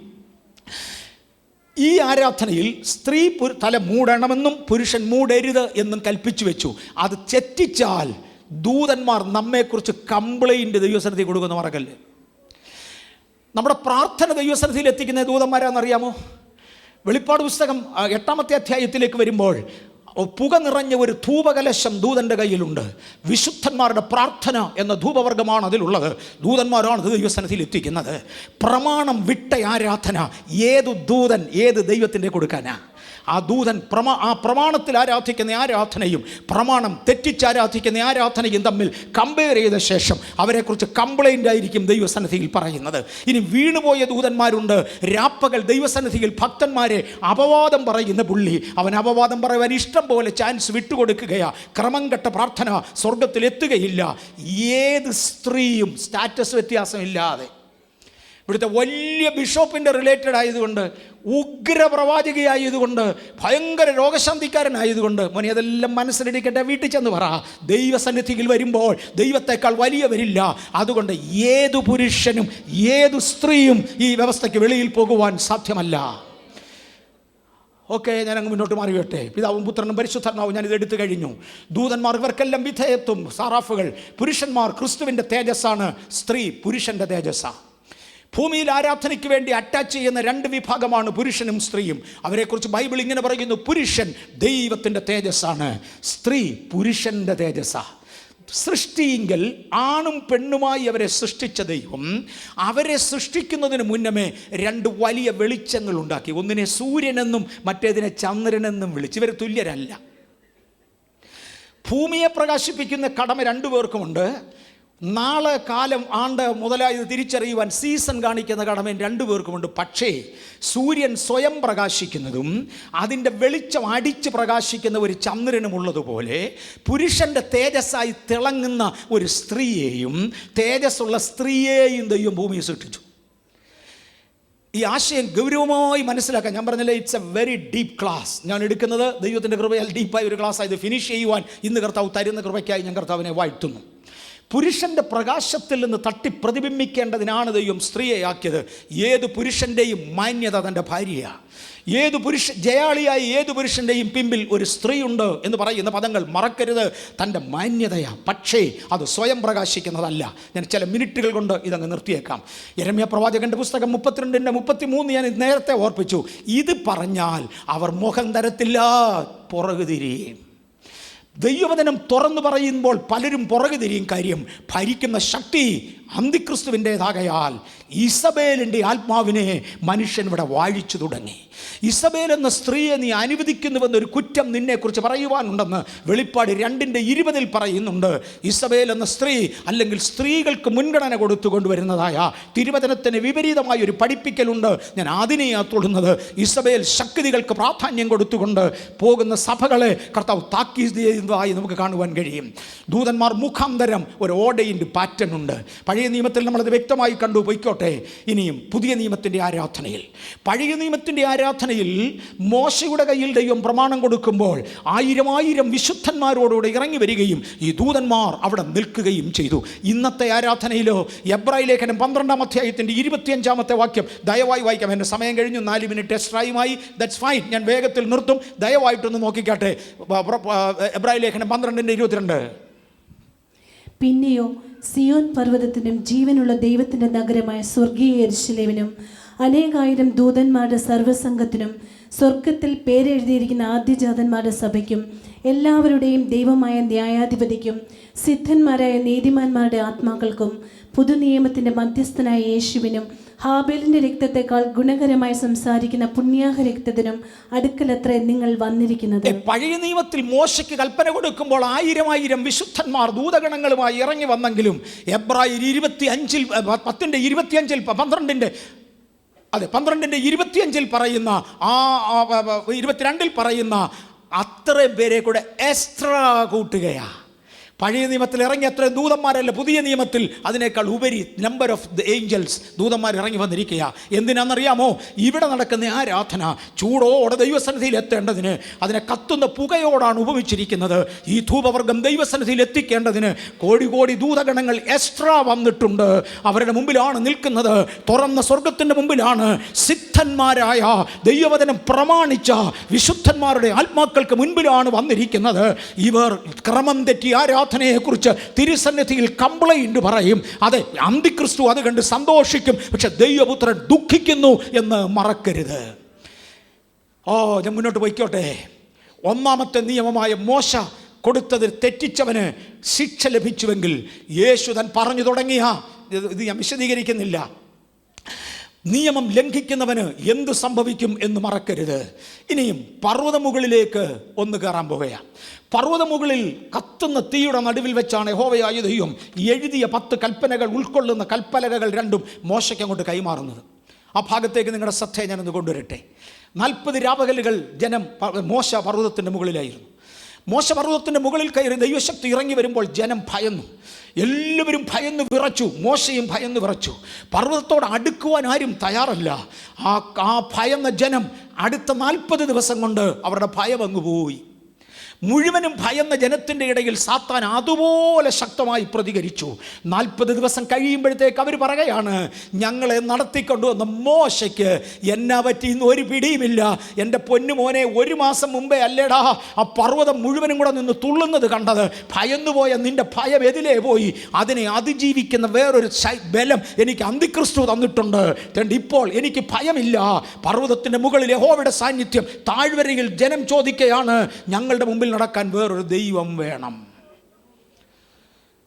ആ മോശയ്ക്ക് എന്തു പറ്റി നിങ്ങൾക്ക് അറിഞ്ഞുകൂടാ? വേറൊരു ദൈവം. മുകളിൽ എഴുതുന്ന 1-ാം കൽപ്പന എന്തുവാ? ഞാനല്ലാതെ അന്യദൈവങ്ങൾ നിനക്കുണ്ടാകരുത്. ഈ കൽപ്പന ദൈവത്തിൻ്റെ കൈ കൊണ്ട് എഴുതുമ്പോൾ താഴ്വരയിൽ ജനം ചോദിക്കുകയാണ്, വേറൊരു ദൈവത്തെ ഉണ്ടാക്കിത്താ. ജനത്തിൻ്റെ ഭയം മാറി, അവർ കൽപ്പന ലംഘിച്ചു. മറ്റൊരു ദൈവത്തെ അവർക്ക് വേണം. താഴ്വരയിലെ ചിന്താഗതി മാറി. പഴയ ജാതി, പഴയ മതം, പഴയ തത്വസംഹിത കാലഗതിക്കൊത്ത പോക്കിലേക്ക് അവർ തിരികെ വരികയാണ്. പുതിയ പർവ്വതമുകളിൽ എരിയുന്ന തീയ്. താഴ്വരത്തിൽ അഹരോൻ പറഞ്ഞു, തീ കൂട്ട്. പർവ്വതമുകളിൽ യഹോവയായ ദൈവത്തിൻ്റെ തീ കാളിക്കത്തുകയാ. താഴ്വരയിൽ അഹരോൻ പറഞ്ഞു, ഇവിടെ ദൈവത്തിൻ്റെ തീ വരത്തില്ല, നിങ്ങളിവിടെ തീ കൂട്ട്. അദ്ദേഹം ഒരു കളക്ഷൻ എടുത്തു, വൻകിട സ്വോത്രകാഴ്ച പിരിച്ചു. എല്ലാ സ്വോത്രകാഴ്ചയും ദൈവത്തിന് പോകുന്നതല്ലാത്തത് കൊണ്ട്, അരുതാത്തടത്ത് കൊണ്ട് സ്വോത്രകാഴ്ച ഇടരുത്. പലതും വിഗ്രഹാരാധനയ്ക്കാണ് പോകുന്നത്, ആർഭാടങ്ങൾക്ക് വേണ്ടിയാണ് പോകുന്നത്. തേണ്ട കൊണ്ടുവന്നു, സ്വോത്രകാഴ്ച പിരിച്ചു. അത്രയും കൂടെ എടുത്ത് താഴ്വരയിൽ കത്തിച്ച് അന്യാഗ്നിയിലേക്ക് എടുത്തിട്ട് കൊടുത്തു. പുതിയ നിയമത്തിൽ പർവ്വതത്തിൻ്റെ മുകളിൽ ഈ കൽപ്പന ഇങ്ങോട്ട് കൈമാറി. മോശ ഇത് കയ്യിലോട്ട് വാങ്ങിക്കുകയും പഴയ നിയമത്തിൽ താഴ്വരയിൽ കാളക്കുട്ടി വെളിയിലേക്ക് ചാടി. മുകളിൽ യഹോവയുടെ തേജസ്സിൻ്റെ സാന്നിധ്യത്തിൽ ദൂതന്മാർ ഉല്ലസിച്ചാർക്കുമ്പോൾ താഴ്വരയിൽ ഗാനപ്രതിഗാനമായി ജനം പാടാൻ തുടങ്ങി. ഇവിടെയുമുണ്ട് നൃത്തം, അവിടെയുമുണ്ട് നൃത്തം. ഇവിടെയുമുണ്ട് പാട്ട്, അവിടെയുമുണ്ട് പാട്ട്. ഇവിടെയുമുണ്ട് കൊട്ട്, അവിടെയുമുണ്ട് അത്ഭുത വീര്യപ്രവർത്തികൾ. ഇതിലേതാ സത്യം? ഇതിലേതാ സത്യം? വ്യാജാരാധനകളിൽ ഇതെല്ലാം ഉണ്ടായിരിക്കും. ദൈവമക്കളെ, നമുക്കതൊന്ന് വിട്ടുമാറുവാൻ സ്വർഗത്തിൽ ദൈവം കൃപ ചെയ്യട്ടെ. ഇനി നേതൃത്വവൃന്ദത്തിലേക്ക് തിരിയാൻ പോകാം. പുറപ്പാട് പുസ്തകം 32:25 അഹരോൻ ജനത്തെ കെട്ടഴിച്ചു വിട്ടു. No boundary. നിങ്ങൾക്ക് ക്രിസ്തുവിൽ സ്വാതന്ത്ര്യം, തോന്നിയ പോലെ ചാട് മോനെ. ക്രിസ്തുവിൻ്റെ പേരുപയോഗിക്കുമെങ്കിലും ഈ കാണുന്ന തത്വശാസ്ത്രങ്ങൾ ക്രിസ്തീയമല്ല, എതിർ ക്രിസ്തുവിൻ്റെ വകയാകയാൽ ജനത്തെ കെട്ടഴിച്ചു വിട്ടു. അതിനെക്കുറിച്ച് മോശ പിന്നെ പറയുന്നത്, നീ ജനം നിന്നോട് ഇത്ര വലിയ പാപം എന്ത് ചെയ്തടാ, ഇവരെ കൊണ്ട് നീ ഈ പാപം ചെയ്യിക്കുവാൻ? എല്ലാത്തിലും ദൈവത്തിൻ്റെ കൽപ്പനകൾ പാലിക്കുന്നുവോ ലംഘിക്കുന്നുവോ എന്ന് ചെറുതിലും വലുതിലും സ്വയം നമ്മെ ശോധന ചെയ്യുവാൻ സ്വർഗത്തിലെ ദൈവം നമുക്ക് കൃപ തരട്ടെ. വചനവിരുദ്ധമായ ഒരുപാട് തർക്കങ്ങൾ ഇന്നുണ്ട്. അതും കൂടെ പറഞ്ഞാൽ ഈ സെക്ഷൻ തീർന്നു. വചനവിരുദ്ധമായ ഒരുപാട് തർക്കങ്ങൾ ഇന്ന് നിലവിലുണ്ട്. 2 കൊരിന്ത്യർ 10:7 ക്രിസ്തുവിനുള്ളവർ എന്നൊരു കൂട്ടർ പറയുന്നു. അത്ഭുതമുണ്ട്, അടയാളമുണ്ട്, വീര്യപ്രവൃത്തിയുണ്ട്, രോഗികൾ സൗഖ്യമാകുന്നു. അപ്പോൾ പിന്നെ അവൻ പറയുന്നത് ശരിയല്ലേ? അവൻ പറയുന്ന പോലെ എടുക്കണ്ടായോ? പൗലോസ് അപ്പോസ്തലൻ പറഞ്ഞു, ഞങ്ങളും അത് തന്നെയാണ്. 2 കൊരിന്ത്യർ 11:14 സാത്താൻ വെളിച്ചദൂതൻ്റെ വേഷം ധരിച്ചു വരും. 2 തെസ്സലോനിയർ 2:9 അധർമ്മത്തിൻ്റെ മൂർത്തി വ്യാജമായ അടയാളങ്ങൾ കാണിക്കും. 1 രാജാക്കന്മാർ 2:21 പ്രവാചകൻ്റെ വായിൽ വന്ന ദുരാത്മാവ് ഇന്നത്തെ പ്രവചനമെന്ന് പറയുന്ന കള്ളപ്രവാചകന്മാരുടെ വായിലും ഉണ്ടായിരിക്കും, ദുരുപദേഷ്ടാക്കന്മാരുടെ വായിൽ ഉണ്ടായിരിക്കും. 2 തെസ്സലോനിക്കർ 2:12 ഭോഷ്ക് വിശ്വസിക്കേണ്ടതിന് ദൈവം വ്യാജത്തിൻ്റെ ആത്മാവിനെ പൊതുജനത്തിൻ്റെ മേൽ അങ്ങ് പകരും. നീ പോയി അതങ്ങ് വിശ്വസിക്ക്. കാര്യം നാശത്തിലേക്ക് പോകുന്നവരുടെ എണ്ണം വളരെയാണ്. അതുവഴി പോകേണ്ടവർ സത്യത്തിനകത്ത് നിൽക്കുന്നവരെ ഞാൻ എനിക്ക് വേണ്ടി പഠിപ്പിക്കാം. 2 പത്രോസ് 2:1 വെളിപ്പാട് 16 ഒക്കെ കാണുമ്പോൾ തവളകളെ പോലെ വരുന്ന ദുരാത്മശക്തികൾ, ഏലിയനിക് ഫോഴ്സസ്, തവളകളെ പോലെ വരുന്ന ദുരാത്മശക്തികൾ സഭയെ സ്വാധീനിക്കുന്ന ഈ കാലം. രണ്ടാമതൊരു കൂട്ടം ആളുകൾ പറയാറുള്ളത് 1 കൊരിന്ത്യർ 14:37 ഞാൻ പ്രവാചകനാണ്, ഇപ്പോൾ കിട്ടിയ പ്രവാചകൻ, ഞാൻ ആത്മീയനാണ്. പക്ഷെ പൗലോസ് പറഞ്ഞു, തിരിച്ചോർത്തോണം, ഞാൻ ഈ പറയുന്ന കർത്താവിൻ്റെ കൽപ്പനയാണ്. നീ പറയുന്നത് നിനക്കിപ്പം കിട്ടിയ ഭോഷ്കിൻ്റെ പ്രവചനമാണ്, പക്ഷെ ഞാൻ ഈ പറയുന്നത് കർത്താവിൻ്റെ കൽപ്പനയാണ്. 1 കൊരിന്ത്യർ 11:16 ഒരുത്തൻ തർക്കിപ്പാൻ ഭാവിച്ചാൽ ഇങ്ങനെയുള്ള മര്യാദ ഞങ്ങൾക്കില്ല, ദൈവസഭകൾക്കില്ല എന്നോർക്കട്ടെ, പിന്നെ നീ ഏത് സഭയിലെ അടവുപോയി? ചിലർ പറയാറുണ്ട് എം എ വർഗീസ് ഭയങ്കര ലീഗലിസ്റ്റ് എന്ന് പറഞ്ഞാൽ അവനവൻ പറയുന്ന ഉപദേശങ്ങളെ അങ്ങ് ബലാത്കാരേണ സ്ഥാപിക്കുന്നവൻ. അതിനെ ലീഗലിസം എന്ന് വിളിക്കുന്നത്. സ്നേഹിത, നിൻ്റെ ലീഗലിസത്തേക്കാൾ യേശുവിൻ്റെ ലീഗലിസമാണ് എനിക്കിഷ്ടം. തീർന്നല്ലോ. ഇതിനകത്തിരിക്കുന്നവരെല്ലാം ക്രിസ്ത്യാനികൾ, ആരും വർഗീസ്യനല്ല. വർഗീസിനെ അനുഗമിക്കുന്ന വർഗീസ് അനുയായികളല്ല, നമ്മൾ ക്രിസ്തുവിനെ അനുഗമിക്കുന്നവരാ. ഞാനൊരു ദുരുപദേശകൻ്റെ അനുയായി അല്ല, ഞാൻ ക്രിസ്തുവിൻ്റെ അനുയായിയാണ്. ഒരു ദുരുപദേശകൻ വന്ന് ക്രിസ്തു ലീഗലിസ്റ്റാന്ന് പറഞ്ഞാൽ എനിക്ക് ക്രിസ്തുവിൻ്റെ ലീഗലിസം ഇഷ്ടമാണ്. കാര്യം യേശു പറഞ്ഞു, ഞാൻ ന്യായപ്രമാണത്തെ നിവർത്തിപ്പാനാണ് വന്നിരിക്കുന്നത്, ഞാൻ ന്യായപ്രമാണത്തെ നീക്കാനല്ല വന്നത്. എന്നോട് കർത്താവേ കർത്താവേ എന്ന് പറയുകയും സ്വർഗസ്ഥനായ എൻ്റെ പിതാവിൻ്റെ ഇഷ്ടം ന്യായപ്രമാണം അനുസരിക്കാതെ വരികയും ചെയ്യുന്നവൻ ആരും എൻ്റെ വകയല്ല. മാനുഷിക ലീഗലിസത്തെക്കാൾ ദൈവിക ലീഗലിസത്തിന് വില കൊടുക്കുന്നവർക്കായി എൻ്റെ കർത്താവിനെ വാഴ്ത്തുന്നു. കള്ളപ്രവാചകന്മാർ, കള്ളക്രിസ്തുക്കൾ, ദുരുപദേഷ്ടാക്കന്മാർ ഇവ എഴുന്നേറ്റ് എഫെസ്യർ 2:2 പറയുന്ന ഇന്നത്തെ കാലഗതിക്കനുസരിച്ച് എതിർ ക്രിസ്തുവിൻ്റെ ആത്മാവിലേക്ക് സഭയെ നയിക്കുമ്പോൾ ഈ ലോകത്തോട് അനുരൂപരാകരുത്. നന്മയും പൂർണ്ണതയുമുള്ള ദൈവഹിതം തിരിച്ചറിയുവാൻ മനസ്സ് പുതുക്കി നമുക്ക് രൂപാന്തരം പ്രാപിക്കാം. പ്രാക്ടീസിൻ്റെ ചർച്ചസ്, ഞാൻ റിഫോർമേഷൻ ഞാൻ എടുക്കാൻ ആഗ്രഹിക്കുന്നില്ല. നമുക്ക് ദൈവത്തോടെന്ന് പറയാം, കർത്താവേ, അബ്രഹാമിൻ്റെ കാലത്ത്, എന്തിനാ ഞാൻ ആ വാക്യത്തിൽ വന്നതെന്നറിയാമോ? രഹബോത്ത്. അവിടെ അല്ലേ തുടങ്ങിയത്? രഹബോത്ത് നിർത്താൻ വേണ്ടിയാണ്. അബ്രഹാമിൻ്റെ കാലത്ത് കുഴിച്ചിരുന്ന കുഴികൾ ഫെലിസ്ത്യമല്ലന്മാർ മണ്ണിട്ട് മൂടിക്കളഞ്ഞത്, ഇന്ന് കാണാനില്ലാത്തത് തിരികെ കുഴിക്കുവാൻ ഞങ്ങൾ തയ്യാറാ. ദൈവമേ, ഞങ്ങളുടെ തിരുവചനത്തിൽ എഴുതിയിരിക്കുന്നത് തിരികെ കൊണ്ടുവരുവാൻ ഞങ്ങൾ തയ്യാറാ. അന്യൻ്റെ ജീവിതത്തിൽ ചെയ്യുവാൻ എനിക്ക് കഴിയുകയില്ല, എൻ്റെ ജീവിതത്തിൽ ഞാനിത് പൂർത്തീകരിക്കും. മാതാപിതാക്കളെ, കുഞ്ഞുങ്ങളെ നമുക്ക് ചൊവ്വെ വളർത്താം. സഭയെ, നമ്മുടെ അനന്തര തലമുറയെ നമുക്ക് ചൊവ്വെ കൊണ്ടുവരാം. ഇന്ന് പകൽ നമുക്കൊന്ന് പറയാം, ഈ പ്രമാണത്തിൽ ഞാൻ മടങ്ങി വരും, ഈ പ്രമാണത്തിൽ ഞാൻ മടങ്ങി വരും, ഈ പ്രമാണത്തിൽ ഞാൻ മടങ്ങി വരും. എനിക്കൊരു ആത്മീക രഹബോത്ത് വേണം. ഇന്ന് പകൽ നമുക്കൊരു ഇടം കിട്ടിയെങ്കിൽ, ഇന്ന് പകൽ ഒരു ഇടം കിട്ടിയെങ്കിൽ, നമ്മുടെ മനസ്സിൽ നിന്നൊരു ഇടം കിട്ടിയെങ്കിൽ, ഇത് വളരുമാറാക്കുന്നവനായ ഒരു ദൈവമുണ്ട്. അതുകൊണ്ട് lord, take me to my Rehoboth, എൻ്റെ രഹബോത്തിലേക്ക് എന്നെ തിരിച്ചു കൊണ്ടുവരണമേ. ഒരു ആത്മീക നവോത്ഥാനം എൻ്റെ ജനതയ്ക്ക് തരണമേ. കണ്ണുകൾ അടയ്ക്കാൻ നമുക്ക് ചേർന്ന് പ്രാർത്ഥിക്കാം.